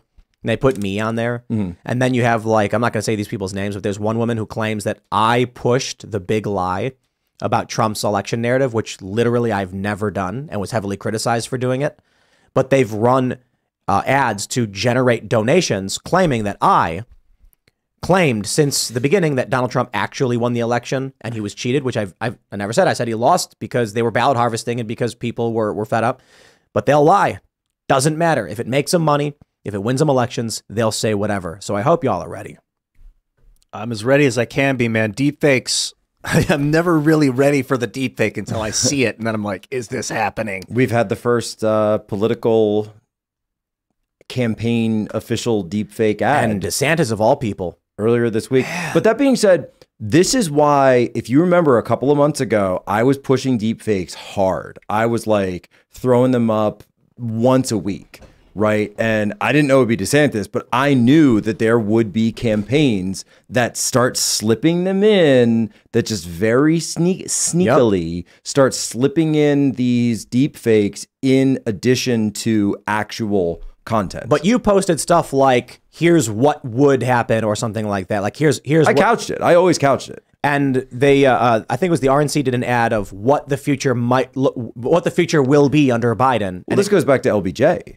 It shows deep fake images, AI generated images of Biden in situations that are clearly not real and are explained as fiction as the premise of the video. Right. The DeSantis campaign put real life Trump in big block letters and then showed 3 fake photos of Trump hugging and kissing Dr. Fauci. But they were spliced in so like, you know, you'd call it like a 6-pack, right? So there were 3 real pictures of Trump and Fauci spliced in with 3 fake pictures. And I saw the DeSantis campaign saying, oh, well, Trump posts memes all the time. Trump posts stuff. No, they called it whatever. They called it deep fakes too, and then someone shared Ron riding a rhinoceros, and I'm like, I'm sorry you believed that was real, which actually was a Photoshop. It was even signed. It wasn't deep fake. But the point is that no one was claiming it was real, and it wasn't slipped in, you know, mixed in real and fake images together, and tagged as real, right? Dude, that I'm sorry, like I don't care. People are tweeting at me and they're commenting and they're being like, you don't care about when Trump did the AI deepfake of this Twitter space. And I was like, oh, I'm sorry. You thought the devil and Hitler. You thought the devil and the Hitler and the Hitler and George Soros were all on a Twitter space. Yeah, and Cheney, Dick Cheney. I'm sorry you believe that was real. Like, dude, I don't care. You're not going to try to. It's the stupidest thing. Well, how come you're not criticizing Donald Trump when he does it? Shut your mouth. Criticizing Donald Trump when he posts stupid memes that no one oh, Ron riding a rhinoceros. Yo, a political campaign tagged real life Trump and put deep fake images to smear a political rival. There is nothing you are going to say to me that's going to make me think otherwise, on my opinion. DeSantis he needs to come out and disavow 100%. I would even go as far as say he should probably fire whoever's behind that outright. And I don't want any excuses or oh, here's the mailroom guy. No, I want to know who was actually the person who made the video. I want to know who was behind the post of that. They should be fired. There is nothing right outside of that would get me to support Ron DeSantis in any capacity, even if he becomes the GOP nominee. I don't care. I think that and just to tease it out. So are you saying that the intent matters here, right? Because you think they were actually intending to, you know, trick the audience into thinking that those were real images. They wrote real life Trump in big block letters and put it over fake images. Sure, because those images, so if you try and do a Google reverse on them, nothing else comes up. Of course. So the argument that they accidentally stumbled upon them, no. They put fake images of Trump hugging and kissing Fauci because based on what I see and what I believe, they were intending to manipulate people into thinking Trump actually hugged and kissed Fauci. And you know what? I had just said that day before I discovered, because the video was a few days older than when I made a video about it, that I had stated Fauci is Trump's biggest weakness, and DeSantis absolutely could go after that because Trump repeatedly said like, oh, I couldn't fire him or something like that. But then they decide to cross the line. They were the first to decide, we will use AI-generated images that the average person probably won't notice, but will see Trump hugging and kissing Fauci. Yeah, sorry, dude. So what if Ron supports that and does not take action against the person who does that, I do not trust Ron DeSantis. So what if they had just taken, let's say, one picture? Because to your point, they've made it a very strong point. They say, why didn't Trump sideline this guy? Why did he stand? Why did he do what he did? And people have gone back, and even CNN has looked and said, like, well, he did criticize here, whatever. Yeah. Right? They're using it as an attack angle, attack vector on Trump. They're using it to attack him from the right because they're in a primary. They're trying to get some increase in the polls. Everybody gets why they're doing it. They deserve to lose. And so here's my point, though. What if they had just posted one of the images by itself without the rest of that advertisement or those texts? Would you be okay with that? If they posted a picture on Twitter of just the deepfake, Yeah. if they said something like, this is how we see it, I'd roll my eyes and be like, guys, you're on the line, man. But to take three, If they had caveated it. if they had caveated it in some way, it's clear that you've got people who are coming up to the line and then like trying to see if they can get past it. Posting a deepfake as a gag, totally fine. So in the context of being like, Trump is buddy-buddy with Fauci, and this is how we see it, I'd be like, that's kind of dirty. But I'd probably forget about it right away. To produce an ad where you write real-life Trump and then show it very briefly, very quickly, along with real images, the intent is palpable. It's visible. If they just posted a single image, you could be like, oh, look, that text is fake. The White House emblem says Mehehep. It's not a real Mehehep Wems, it said. Those aren't words. It's gibberish. You could see that and be like, because like for some reason AI cannot get text language. right. Well, because it's text is code. It's like writing meaning into images. It can get Sure, get the but you images. imagine that something like the alphabet in the English language could be They should work on that. pretty easily programmed in. By putting 3 fake along with 3 real, the average person who sees these smaller images with real life Trump written over it is not going to have, and it's a video, the time to deeply analyze each photo. As if they were just to tweet out one fake photo, people would notice it was a deep fake right away. I'd still say it's fairly dirty, but I would not be as upset.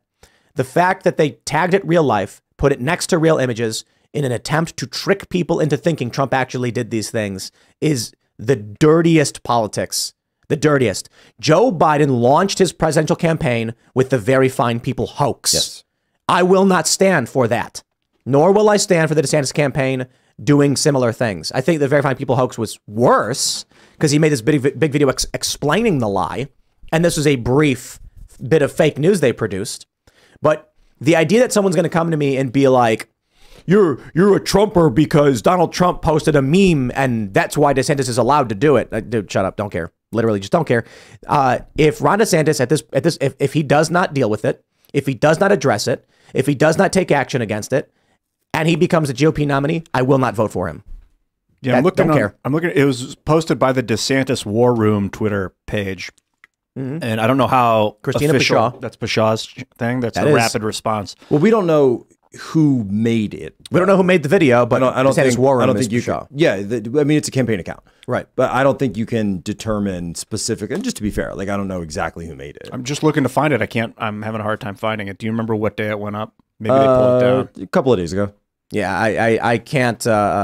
There's literally nothing that will get me behind that. I wouldn't vote for Joe Biden for a variety of the same reasons. The dude's absolutely corrupt. But there's a line as far as I'm concerned. I complain all day about the media lying about everything nonstop. I can certainly complain that Donald Trump is a dick and he's mean and he's nasty. And he posted that image of he says Ron with like young women or whatever, and they try and put an angle on it. I'm like, dude, that's dirty politics. I think it's disgusting. That is not Trump AI generating a fake picture of Ron DeSantis with young women. That is someone else posted an image and Trump retruthed it or whatever. And I'm like, that's Trump calling people fat pigs and being kind of nasty. Well, you know, what are you going to do about it? That's who he is. If you don't like it, absolutely fine. I have ragged on Trump's potty mouth quite a bit. But Trump did not AI generate a fake image of DeSantis to trick people into thinking DeSantis actually did a thing. He reposted silly photoshops of Ron DeSantis riding his favorite animal, a rhinoceros. It's very, very silly. Nobody thought it was real. oh no, Ron was riding a rhino. Now I'm not going to vote for him. Nah, I'm not. I don't care. Yeah, it's definitely still up. It was posted on June 5th. It's still up. Does it? And does it have a community note? Yes, I believe it does. It does. Not Yeah. on their page. If I click on it When directly, Really? it does not. Really? Because I remember after I made a video about it, it said at 25. No, yeah, it's not there. And no community note. Hit refresh. Just sometimes I've noticed that if I pull up a tweet and it'll look like it doesn't have a community note, and if I hit refresh, then I'll be able to see it. Nope, did not come up with a refresh. It'd be cool if I could turn community notes on. When, real life Trump with some fake life images. Are you of logged Trump. in? Yeah, into Twitter. It says real life Trump on it. Yeah. Wow. I don't see any. I don't see it. The Santis War Room. It's Where's from the, June 5th. It's June 5th. I'm waiting. Yeah, I'm the wrong, that was wrong date. 7 days ago. It did have one before though. It definitely had a community note on it on Twitter. What do you guys think of community notes? I like the original community note, which was called a reply. you know, Like an upvoted reply. you know, or like an upvoted replies. I'd be fine with that. Well, but an upvote on Twitter is a retweet, right? So, or just engagement in general. Yeah. So, something that gets up weighted on Twitter has more engagement. So, if you post something in the comments that's got, you know, a picture or a link or whatever it is, in my case, a receipt. It does have a community note on Man, it. mine does not. That's weird. The video contains real imagery interspersed with AI-generated imagery of Trump hugging and kissing Fauci without noting they are fake. In addition, Trump could not directly fire Dr. Fauci without the move going through the administrative judge or a late EO. What the heck? So, right. And so this is a fair point. Trump could not just fire Fauci. He could have sidelined him. He could have done things, but he even says like the left would have gone crazy. He was worried of political backlash. Well, and keep in mind, Look at this. It's not just the left, but I'm what sorry, happened dude. when Trump fired Comey? Right. Is that he turned into a community? Look, martyr out of him? special. Well, no. He that's what started the special counsel of Mueller investigation against him for 2 years because he fired Comey. Firing of Comey. Dude, they still have the fake tweet up. Like the DeSantis War Room has not even taken down the lies and the fake news that they have made. There's nothing more deeply offensive to me than someone intentionally trying to trick people for power. And I'm sorry, dude. Those actually look pretty good, to be honest. They're Like, well made. They're really now, good. there is something funny about this top left image. Not just the Mehehep Wems on the White House emblem, but that Trump's arm is his right arm is, I believe, 3 times longer than his left. If you've noticed, you see Trump's hand going around Fauci's back. Yeah, but that's because he plays golf. That would mean that Trump's right arm is double or triple the length of his left arm. So that's how you know that these are AI generated. And you can also tell it looks like the one at the bottom middle. The AI took Trump hugging the flag and then turned it into So they took that as like a template or something. I'm sorry, dude. This is the dirtiest thing that I've seen in a long time, and did not expect the DeSantis campaign to not only run with it. Fauci's face. I'm Yeah. sorry. It's like he's more than happy. He's like getting turned on. And they're heavily ratioed on the tweet, and they have not deleted it. They have not addressed it, nor apologized for it. And I will tell you, the longer they ignore it, the angrier I become at them. So if Ron DeSantis is going to ignore this, if Christina Pashaw and Jeremy Redfern are going to ignore this, then I have absolutely no problem saying, if Ron DeSantis is the GOP nominee, I am voting Libertarian. Wow. Yeah, Yep. I like how you said it's like the dirtiest thing you've seen in a while. Because It's evil. Yeah, it's relative. Like it's the dirtiest thing I've seen from Ron's camp. I didn't think of him as a guy that was going to throw mud. I thought he was going to be like, let's just leave this crap. That's part of behind us. his, Being evil? I mean, it's part of his argument against Trump. It's remember, so we're going to separate Trumpism from Trump because Trump has, as you were saying earlier, Trump has baggage. He's got a potty mouth. He does things that cross the line, and yet. So if you're setting yourself up though in wrestling, you would say babyface versus heel. They say Trump's a heel, right, but DeSantis is babyface. So we run as a babyface. So if you're running as a face, you can't do stuff that crosses the line because otherwise would you be considered a heel turn? Yes. I will take the arrogant, loudmouth dick standing on stage, calling people fat pigs, but at least telling you like it is. Excuse me. Only Rosie O'Donnell. Only Rosie O'Donnell. Rosie. Trump has lied about stupid things, and it's usually about his ego, or he fluffs things and he exaggerates things. If the Trump campaign produces AI deepfakes directly from Trump and his rapid response director, I'll say the same thing about him. I'm not playing these games. They lied about Trump nonstop all day, every day. They fake impeached him twice. They try to convict him. They're trying to arrest him now on completely bogus garbage. I am sick of it. And so after dealing with years of the Democratic establishment constantly lying to my face and telling me that I am dumb as they come, and I better believe they're stupid garbage, because, and you know this, Brandon, there was a period where I don't think I was ever as like, you were a Democrat, right? You were more liberal. Full on. I was kind of like, well, you know, this Russia thing, maybe. Let's take a look at the evidence. And then when it all comes out, I'm like, how dare you have lied to me so aggressively? And you saw it. That was your story. Yep. You want to explain? My story? Yeah, just Yeah, I mean, for me, it was the media, and it was the kind of pivotal moment for me was I voted for Hillary Clinton in 2016, and in January 2017, right around the time he was about to take office, and I was outraged. I posted something about how I would never be able to understand how anyone could vote for a man who mocked a reporter's disability in front of a cheering crowd. And then that was when somebody pointed out to me for the first time, sent me a YouTube video entitled "Debunking that Trump Mocked the Disabled Reporter." It was literally the first time in my life that it even dawned on me that the media that I trusted, like CNN, MSNBC, et cetera, was capable of completely creating a false narrative and a lie and spinning a moment out of context. Because the whole thing about the disabled reporter was that this is a bit that he does all the time when he's imitating anyone who's flailing. He did it for Ted Cruz. Yeah, because they're caught in a lie or doing something shady or dishonest. they set him up. Yeah, oh, totally. I don't believe and he's, so- he's yet to do it for Ron DeSantis, but I imagine. And it's so Probably learned the his DeSantis lesson. campaign has done effectively what my biggest complaint about the Democrats and the media is. right. Generated fake. And this is more egregious than just twisting context. It's one thing to be like, Donald Trump said something offensive, and you're like, oh, come on, show us the quote. It wasn't that bad. It's another thing to AI generate fake images, put real life Trump over it, slap it on Twitter, leave it up, address it in no way despite all the complaints about it, showing us that the DeSantis campaign will absolutely use the tactics of the Democrats and the corporate establishment, and they're unwilling to apologize. They shouldn't have done it in the first place. But this is the most offensive thing you could have done. The subject matter is pretty bad too, because if you look across the MAGA movement, people who maybe loved Trump and now they're not so sure if they love Trump and maybe they're thinking about DeSantis, this is going to be the deciding thing. It's vaccines, it's Fauci, it's all that. So this is like a key issue for people in the MAGA movement who might move away from Trump. So they're not just lying and manipulating any random campaign issue. It's the campaign issue that would sway people over to DeSantis. Right. It's not just a joke. Right. Yeah, it's not right. something like it's not Trump writing a pig. I don't know. Right. You know, it's material. And this to me, and by the way, and I've thrown this challenge out there for DeSantis supporters. Show me one video. So they make this line out there. They say, well, I would have, and so DeSantis out there today going after Trump's judicial picks on the Supreme Court, coming out against them. And then immediately, what does the Trump campaign do? They came back and they find the official statements from Ron DeSantis supporting those judicial picks at the time.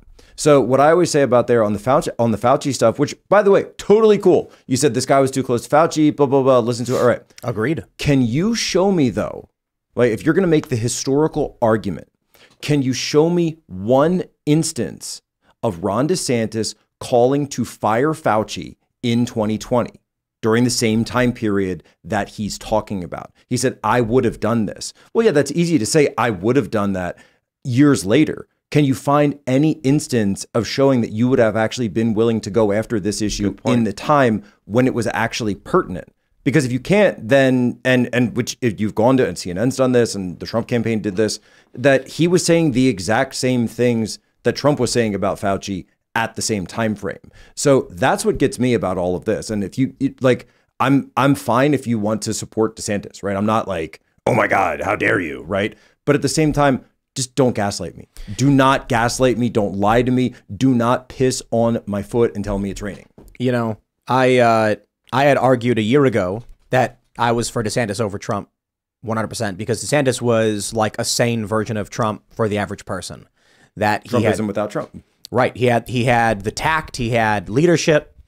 And then earlier this year, I said, I don't think DeSantis will actually go in and schedule F fire everybody like Trump is. And that's basically the only thing I think we need right now. The most important thing, I shouldn't say the most important thing we need right now is termination of these bureaucrats, of these government officials, who are you know, and you're the only the permanent government. You know, the only person who can do that is a guy who doesn't have to worry about re-election. Right. And it's not just that, it's Trump wants revenge. And so my attitude was it's the like, perfect storm. My attitude earlier in the year was like, look, if DeSantis wins, we'll be happy. And we'll definitely, like, I will vote for him. I think most of us would. And we'll be like, okay, you know, this is what I won't. Dude, no way. Like, I am so. What angers me more than anything was the constant lies from the media. It wasn't just the stop making me defend Trump trope. It was the stop treating me like I'm a moron and that you can trick me. And the DeSantis campaign just did it. And not only that, they won't apologize for it. They won't take it down. And the DeSantis supporters are insulting me for criticizing it. Well, I mean, I assume you've invited them on. Yeah, in the past, they've said they'd make time, they'd figure it out. And you know, we've talked about trying to get DeSantis at some point. I'd absolutely love to have any one of them on. And the first thing we'll do is ask them why they did it and then have them address it. And if they want to come on this show, they can sit down, go into their Twitter, and then screenshot it, delete it, post the screenshot and say, we've deleted this tweet. We apologize for making it. We have removed the video because it was wrong to do in the first place. If they want to come on the show, they can do that. Otherwise, dude, I like Dave Smith. I like the Libertarian Party. I don't think it's realistic. I don't think they'll win. I do think if you got a Dave Smith or whoever ends up running for the Libertarian Party into government, they'd fire a lot more people than Trump probably would. It's just not real. Well, but if my choice is between liars, cheaters, and manipulators, and liars, cheaters, and manipulators, I don't know. I don't know what to say. I mean, to my point on that with Trump is people say like, oh, well, why didn't he do this? Why didn't he do that? It's like, guys, grow up. Just grow up for a second, right? This is the first time you had someone in government that was even willing to entertain discussion of those things. And now suddenly you're going to turn around and argue that why didn't you drain all of the swamp, right? No, this is the first time you've actually had a situation with a critical mass movement behind him to actually achieve these things. And if you want somebody that to take this wrecking ball, as you're talking about, actually do Schedule F, if you put someone in there who's worried about re-election, who's worried about being investigated, who's worrying about being smeared about, who's got to worry about all these different things, I guarantee you they are not going to, anybody, right, are not going to be willing to do what has to be done. Agreed. Because they're going to be so worried about the next 4 years. Agreed. And if they're willing to make fake images to trick you, do you really believe that they're going to fire anybody if they claim they will? Well, to your point, it's not that they want to trick you, it's that they want to get elected. Yeah, so they're putting the election ahead. They're already doing it. They're putting the election ahead of the principle. So they'll come out and they'll be like, if you elect me, I'm going to fire these bureaucrats. No, you won't. You're lying. Get out of here. You're deep fake, DeSantis. You make fake images trying to get me to vote for it. It's not happening. Look, man, I think DeSantis definitely had more tact than Trump. He didn't have the charisma. That's fine. And we ragged on him for it. But it's different. I did not vote in 2012. I did not vote in 2016. I barely, 2020 was me looking at the Trump administration and being like, yo, the foreign policy was, that was mainly it, the foreign policy stuff. I thought the school choice was good. The no wokeness in government contracting. I'm like, this is all stuff we need. I don't actually believe DeSantis at this point. If they're going to run with this, you know, my first thought was that after covering and talking about the story, they would take it down and say we shouldn't have done that. And it's been a week and they've done nothing. So I'm not convinced that these are people of good moral standing. I think these are power hungry people. I can't speak for Ron. I don't know, but I think the people around him are just, that's it. It feels, the DeSantis campaign feels very manufactured to me, because when he had an opportunity, I don't know, 6 months ago to come out and announce, everyone's like, I think it's DeSantis is going to announce. Weeks went by, months went by. No mention of it. It's similar with Joe Biden, like running for office in 2020. He didn't even run for president until the very end. All of a sudden he appears out of nowhere. It's like other people around him told him. Like, I feel like people pressured Ron so much, like, you got to do it, you got to do it, you got to do it. And he's finally, like, it's not that he wants to, it's that he's wanted to. So here he is now. And I mean, we got to go to Super Chats. We are way late. I'll be super clear about this just to respond to what you said. And people were like, oh, Poso, you're just a Trump chill. It's like, look, I think Ron DeSantis will make a great president one day. I do. But why squabble over 4 years when you could put together a plan for 12, right? Wouldn't that be the strategic pick right there? To say, you do the 4 years, endorse, then get the endorsement on the back end. Everybody moves together. So you got 4 years, then 4 years, then 4 more years. Yeah, and a VP. I'd have said that before this deepfake thing. We'll see. But let's go to Super Chats. All right. I'm not your buddy guy, says James Comey gave up their hand when he went on CNN or MSNBC and said that Trump cannot win and paints Trump coming back vengeful, ready to clean house. Interesting. He sounded terrified. I remember I saw that clip. Is it Donald Trump gets in here? Why, he could be coming after all of us. That's Comey actually saying that. Like, yes. Raymond G. Stanley Jr. says, who's this young guy and what have you done with Tim? Tate had a good point from PBD interview. There's more of us than them, so it's all about how much we'll tolerate. I agree, and our tolerance is waning. That's really it, man. You see this Call of Duty stuff? Nick Merckx, Tim the Tat Man, not to disrespect. Yeah. These are like modern celebrities, high profile internet personalities, famous to the point where you could play as them in the game.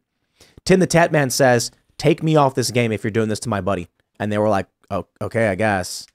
They're reeling from it. And the funny thing is, after Nick Merckx said, leave the kids alone, and they all attacked him for it, and they pulled his skin off. His but it is funny. All the news reports. No, but I want to point this out. All the news reports Are they the say Aztecs, Tim? all the news reports say Activision removes Tim the Tat Man's skin after, and it's like gaming skin removes his skin. They flayed him alive. No, I forgot what I was going to say. I don't know. Oh yeah, they doubled down. They doubled down. They posted a pro Pride tweet, got ratioed, posted another one, and locked comments. So, but I think I'm not gonna make it. No, I just think I think it shows that we're winning. No, I was gonna say, if you're allowing pro Pride skins in Call of Duty, which is a game where the players kill each other, then does that mean you're Seating. Yeah, I understand. Just saying. Redfield, so you can do that, RE. but you can't offend them. Right. Redfield says Public Square installed. Thank you. Oh, nice. We are big fans of Public Square. Booyah. Parallel economy. La Révolution culturelle avec Yann Rochdy. I don't speak French properly, but love from Quebec. Before the stream is shut down, I work for a French-Canadian independent media called Lux Media. Say Civil War, Tim. Drink one shot. Haha. Good luck, good sir. Good luck. What do we got? Trash Panda says, how is what Hunter and Joe done not high treason? We're at the brink of war because of them, and they're clearly not loyal to our republic. The Ukraine stuff might actually be treason. So bribery is actually delineated as an impeachable offense in the Constitution. It is, so everyone knows that the Constitution says high crimes and misdemeanors, right? But right before that, the founding fathers in the original Constitution, 1789 into 1791, actually wrote out that bribery of the presidency is one of the direct impeachable offense. Like, you must impeach if you have evidence of this. Wow. David Murdoch Art says, special thanks to Mr. Straka. Without him, Drag the Dead may have never found its walkaway hero Zane Dimage to battle through the pearl-clutching zombie apocalypse. Game is done, awaiting the okay from Steam. Hashtag counterculture Drag the Dead. Interesting. Cool. People should take a look. Jadavs is trying to get pedantic. He says, Tim, did you share fake news calling a 1-foot Nolly 360, quote, Nolly cab on purpose? A version of a typo in the title? My child, let me explain to you the etymology of the Nolly cab. For those that aren't familiar, there's a maneuver that was invented a long time ago in skateboarding called the caballerial. It is a fakie 360. It's a fakie backside 360. What that means is fakie means you're riding backwards. Backside means your spin is with your back towards the front. So if you have your left foot forward, it's clockwise. And a 360 is a 300-degree spin. The reason why some people take issue is that I did a 1-foot Nolly 360. I posted on Instagram. I put Nolly cab. And people said, that's not a real thing. You can't call it that because a caballerial is fakie. The reason this emerged, the phrase Nolly cab, is because in playing a game of skate, which is where your opponent does a trick, then you have to do the same trick, and if they mess up, then you do the trick, you get letters. It's basically the game of horse. Someone would do what is called a Nolly frontside 360.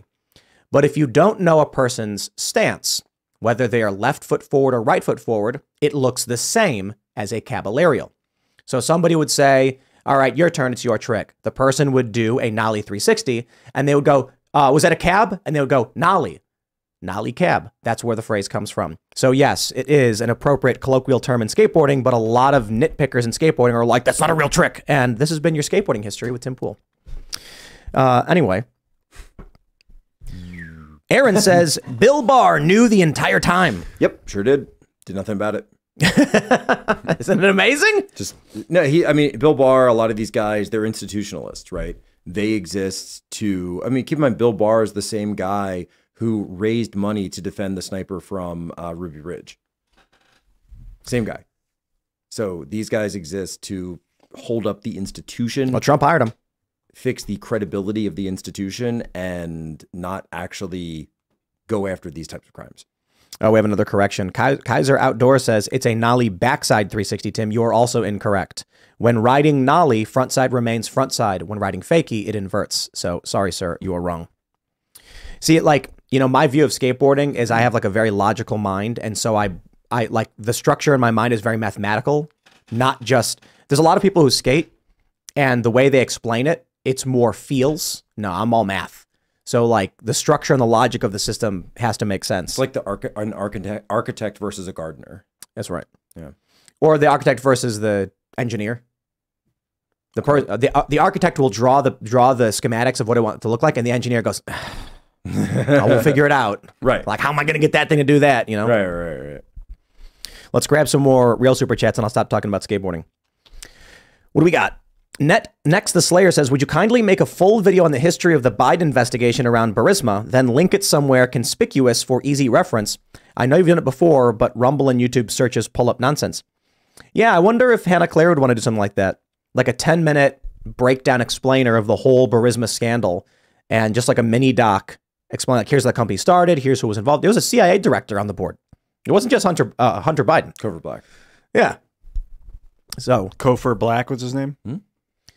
So you got to wonder about all this. Plus, you got the Qatar Turkey pipeline. You've got the Gazprom gas monopoly. I mean, the thing goes deeper than, and honestly, it could all go back. And the fact that Burisma is a gas company, by the way, I think should not escape everyone's notice. Yep. What do we got? Vaughn Sinfool says, good news on the culture front. And if you like comics, Rippaverse Isom #2 pre-order campaign launched today and is already over $700,000. Wow. Eric July, man. Killing it. Absolutely amazing. Cool. Let's grab some more. Seth Belargian? Is that how you pronounce it? Hey, Tim and gang. Belargian? Hey, Tim and gang, I'm a history buff, and it feels like we're living in similar times pre-World War I, but feels like the American Civil War and the next Great War will happen at the same time. Thoughts? Agreed. Yeah, if there was an American Civil War, that would be part of a world war. Well, if you actually look at World War I from Russia's perspective, so Russia gets involved in World War I, but then experiences a civil war internally, which was fanned and supported by the Germans, sending Lenin and the infamous train into St. Petersburg and then Moscow in order to knock Russia out of the war. So if we were to enter directly into an actual war right now, this would be the perfect opportunity for one of America's adversaries to then go in and start inflaming that point to where we actually break out into it. So, it's been followed exactly. And you look at the neo-Bolsheviks of today and the Bolsheviks of that time. Go read Always with Honor by Pyotr Wrangel, the best book on this subject whatsoever. Yeah, watch out for people making the American military-industrial complex the villain. I'm not full on board, like, yay, American military-industrial, but they use the Russian emperor as the villain to get their cultural revolution over. If they're going to try and make the war machine the villain to create some cultural revolution that could create something much worse. So don't fall for that. Cassandra Fairbanks wrote an obituary for Ted Kaczynski. And there's a whole bunch of stuff this guy wrote about how the left, if given control of technology, will use it to oppress people. And he very much explained. Well, that's crazy. Yeah. I mean, the dude was crazy. Sorry. Like, he sent bombs to people. Like, you're nuts. Ted Kaczynski. He just passed away, didn't he? Right. Yeah. Unabomber. Yeah. He was also one of the early subjects in MK Ultra. That's right. Yep. Very, very creepy and weird. Around 1617. I think it was Stick Sexenhammer who made a really great point, and he said, just because someone may be a bad person with bad ideas does not mean other ideas they have that are good are bad. So Ted Kaczynski saying that the right will do things that are bad, here's what they'll do. The left will do things that are bad, here's what they'll do. It's like, those are really good points from a very bad person. You know? And sometimes really great people will have horrendous ideas. Don't Scary. follow people blindly, ever. Yeah. Uchala says, on Joe Rogan, Theo Von talked about having year-old episodes with RFK Jr. taken down in the last couple of weeks. He had no idea why. By the way, on that Interesting. point earlier about Kaczynski, how many people was Nelson Mandela responsible for killing when he was endorsing and supporting terrorist activity? Go look up necklacing in South Africa. Oh, Did you yeah. see, well, Norm MacDonald has that funny joke. He says, you know, I was looking through history and I was reading that the good guys won every war. What are the What are the odds? The good guys won every war. That's actually a really great way of putting it. Yeah. That dude was a genius. Rest in peace. Where are we at? Joshua Guthrie says, wife just had a baby and listening to the show. I hope you were there with your wife having the baby.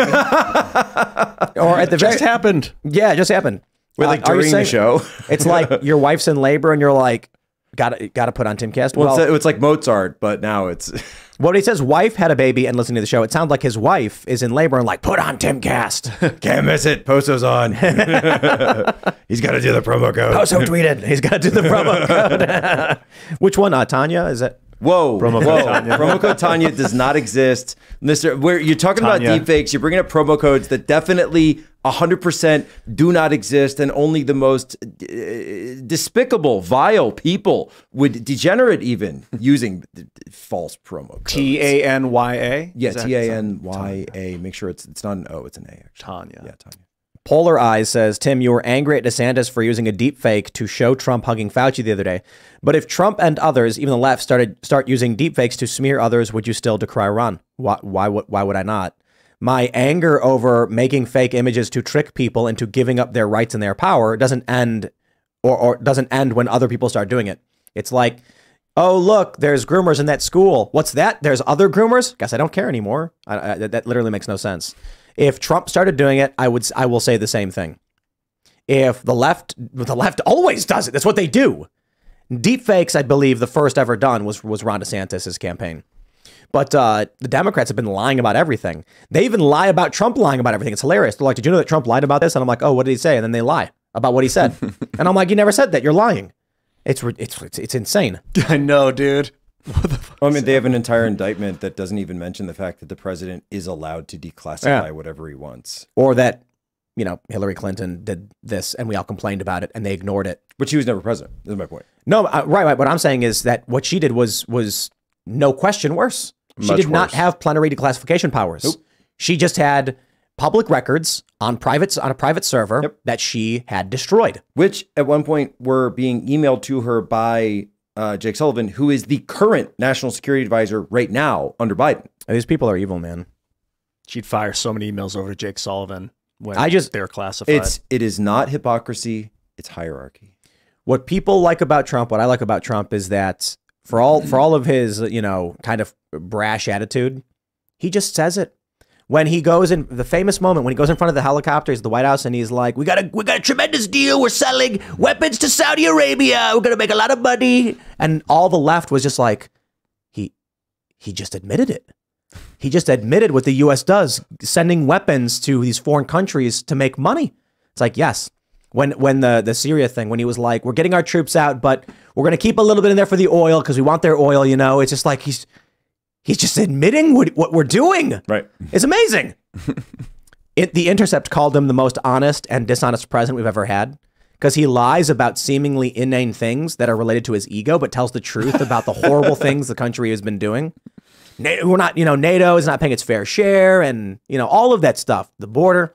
4 years of peace and prosperity, baby. But then you ask him about, like, you know, his golden toilet or something, and he's going to tell you that he's the best and his house has all of these, you know, golden toilets or whatever. I'm kidding about golden toilets, but I mean, figuratively, if you ask him about his status or stature, he'll be hyperbolic as he can. He'll exaggerate because he wants to be big. But then he'll just tell you exactly what the U.S. is doing. They did not like that.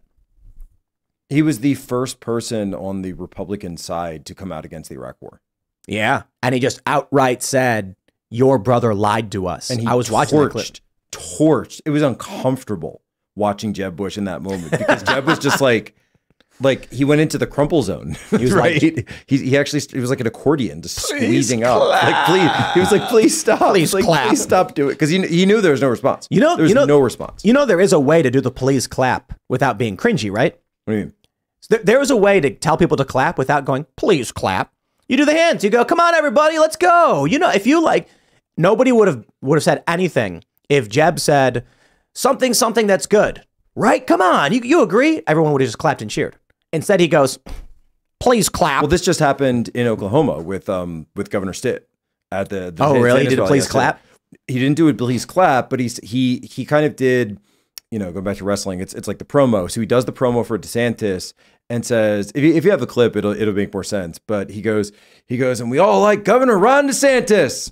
And there's that pregnant pause, and nobody does anything. And then he goes, can I get an amen? And then everybody cheers. But so that was better than please clap. It was better than the please clap. Right. But yeah, it was definitely that pregnant pause where, and whatever, I'll be fair, right? Maybe they didn't know they were supposed to, like maybe they thought he was going to keep going or something, whatever. But he was clearly looking for an applause line and didn't get one. So then he goes, can I get an amen? SH22 says deepfakes can go one of two ways: political cartoon funnies or intentional manipulation of the truth. I think that's right. When people made fake images of Trump fighting with cops and being arrested, I thought it was funny. Like, dude, Trump was not arrested. The images were clearly fake. You could tell it was silly. And people were like, can't wait to see something like this happen. And we know we're getting dangerously close, but like, come on, it's not real. Well, he did attack his own Secret Service agents and take over the presidential limo, the Beast, and drive up onto the steps of the U.S. Capitol, directly targeting Nancy Pelosi. I remember, and that's exactly what I'm talking about. They lied. It's just the lie is insane. I think, wasn't Trump not even in that vehicle at the time? He was in an SUV or something. Or no. He was in the motorcade, and there's a barrier between him and the driver. Obviously, it's. Jason Hutchinson says Jazz Jennings in Florida bothers me more than political smear in campaigns. That was another thing that the DeSantis campaign tried brushing off and ignoring. When I was like, where's Ron DeSantis on this? You know what I think? What's Jazz Jennings? Jazz Jennings was transitioned from boy to girl prepubescent, and then underwent full surgery, full sex change operation at 17. And then I believe at the age of 20, Jazz posted an Instagram in Florida saying getting another surgery, and this was during the DeSantis administration. And so there's a video that went viral of what clearly shows child abuse happening to Jazz as a child, and Jazz being depressed, and people are like, we need help, we need child protective services. Now Jazz is an adult, so I don't know what you do there. Oh, I think I remember this because they're older now. Yeah, and I said, this is all happening in Florida? ? Where's Ron DeSantis? And then Ron DeSantis's campaign people started attacking me, insulting me, and saying Ron doesn't have a time machine and can't go back in time to stop this from happening.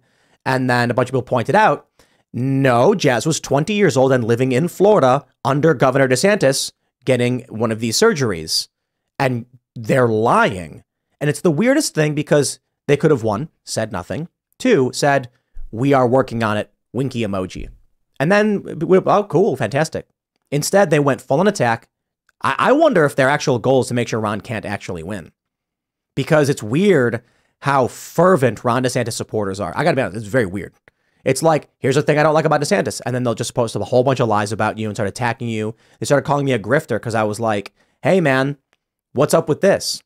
The reality is I think that Ron DeSantis knows that if he actually does anything substantive, in targeting an individual, he'll get annihilated in the press, and he doesn't want it. A lot of the stuff that he has signed comes from the Florida Republican legislature. Will Ron be able to actually do anything with a Democrat-controlled Congress? The real victory would come in 2024 if the Republicans sweep. Good luck. They better get on that. Call Scott Presler. It's their only hope. If I can plug, we will have Scott Presler as well as Tucker Carlson. Will we not be censoring him? Donald Trump, myself, Charlie Kirk, and Steve Bannon. This coming up July 15th, 16th, West Palm Beach Turning Point Action Conference. Scott Presler, we've just announced Turning Point Action $5 million deal with him just in the state of Wisconsin, directly targeting ballot harvesting. Oh, wow. Yeah. Right on.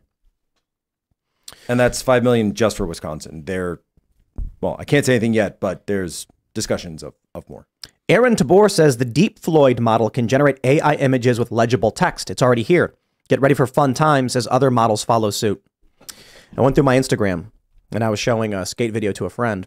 And as I'm scrolling down, I posted a picture and it said, I asked an AI to generate an image of Nancy Pelosi and here's what it made. And it was the most freakish and disgusting image. And that was the point. But 1 year ago, it could not make a clear image of Pelosi. 1 year later, you can make an indistinguishable photo of Nancy Pelosi banging the gavel in Congress. Those pictures with Fauci are, I mean, if I didn't remember 2020, I think they were real. Yeah, that's what's. I think in the future people will remember those pictures as being real. It'll be like that's the it. Mandela Because effect. They're gonna say this. The one of him with the cops pulling him. There's and he's gonna like, be there's gonna be people who saw that video and didn't think twice. And in 6 months, they're going to be like, yeah, well, you know, Trump was all buddy hugging Fauci and all that. Exactly. And they're going to be like, no, he didn't. And be like, I saw the pictures. Because the real war isn't necessarily over what's on Twitter or what's on YouTube. It's over memories. It's over the memories of the people who see it. And so if I can implant an image in your mind, because humans are visual creatures, right? Our prefrontal cortex, everything is set up for vision. Text is something that came up way, way, way later. So the idea that we are set to remember all of these images that we see and be affected by those images. That's why, I mean, you were enacting, right? You get this. That is why those images and the argument, I think, is a strong one for being very careful with this. All right. If you haven't already, would you kindly smash that like button, subscribe to this channel, share the show with your friends, and become a member by going to timcast.com and clicking join us. We are about to launch the members-only uncensored portion of the show, and you don't want to miss it, where we will have many of you calling in to talk to us and our guests, so it'll be a lot of fun. Smash the like button, subscribe to this channel. You can find us on Instagram and wherever else at Timcast IRL. You can follow me personally everywhere at Timcast. Brandon, do you want to shout anything out? Yeah, I just want to encourage everyone to check out our app, Walkaway Social. We got off of Facebook. Now we've moved the Walkaway movement to our own app, so you can load it if you're an Android or iPhone user. Go to your app store, load Walkaway Social. Check us out. It's awesome. Very cool. I already mentioned Turning Point Action, of course. Make sure you're there. Tucker Carlson, Steve Bannon, Donald J. Trump, Scott Pressler, Jack Posobiec, Charlie Kirk. We're all going to be there. Also, my own show, live 2 p.m. every day during the week. And keep your eyes open this Thursday. Charlie and I have a little something cooked up. Ooh. I'm Ian Crossland. Yo, you may have saw us sipping on this Liquid Death. It's delicious sparkling water, and we're not being paid to advertise this stuff, but I really like this stuff. Well, yeah, it's because it's metal. It's metal. So, it's not in plastic. So we've been, you know how I always rag on plastic, and we got like the glass bottles. So we started buying Liquid Death for our bottled water, like it's canned water, sweetened with like agave nectar. Well, those are the flavored ones. Yeah, but like I guess the company initially was just selling water in cans. Yeah, and I'm like, metal's better than plastic. So it's pretty good. Thumbs up, guys. Nice product. Thanks for having it. Thanks for getting it. Yeah. What's up, Serge? Yeah, that was a good one, guys. I appreciate it. I appreciate always seeing you here, Brandon. Let's get to this after show. Get it done. We will see you all over at timcast.com in about a minute or so. Thanks for hanging out.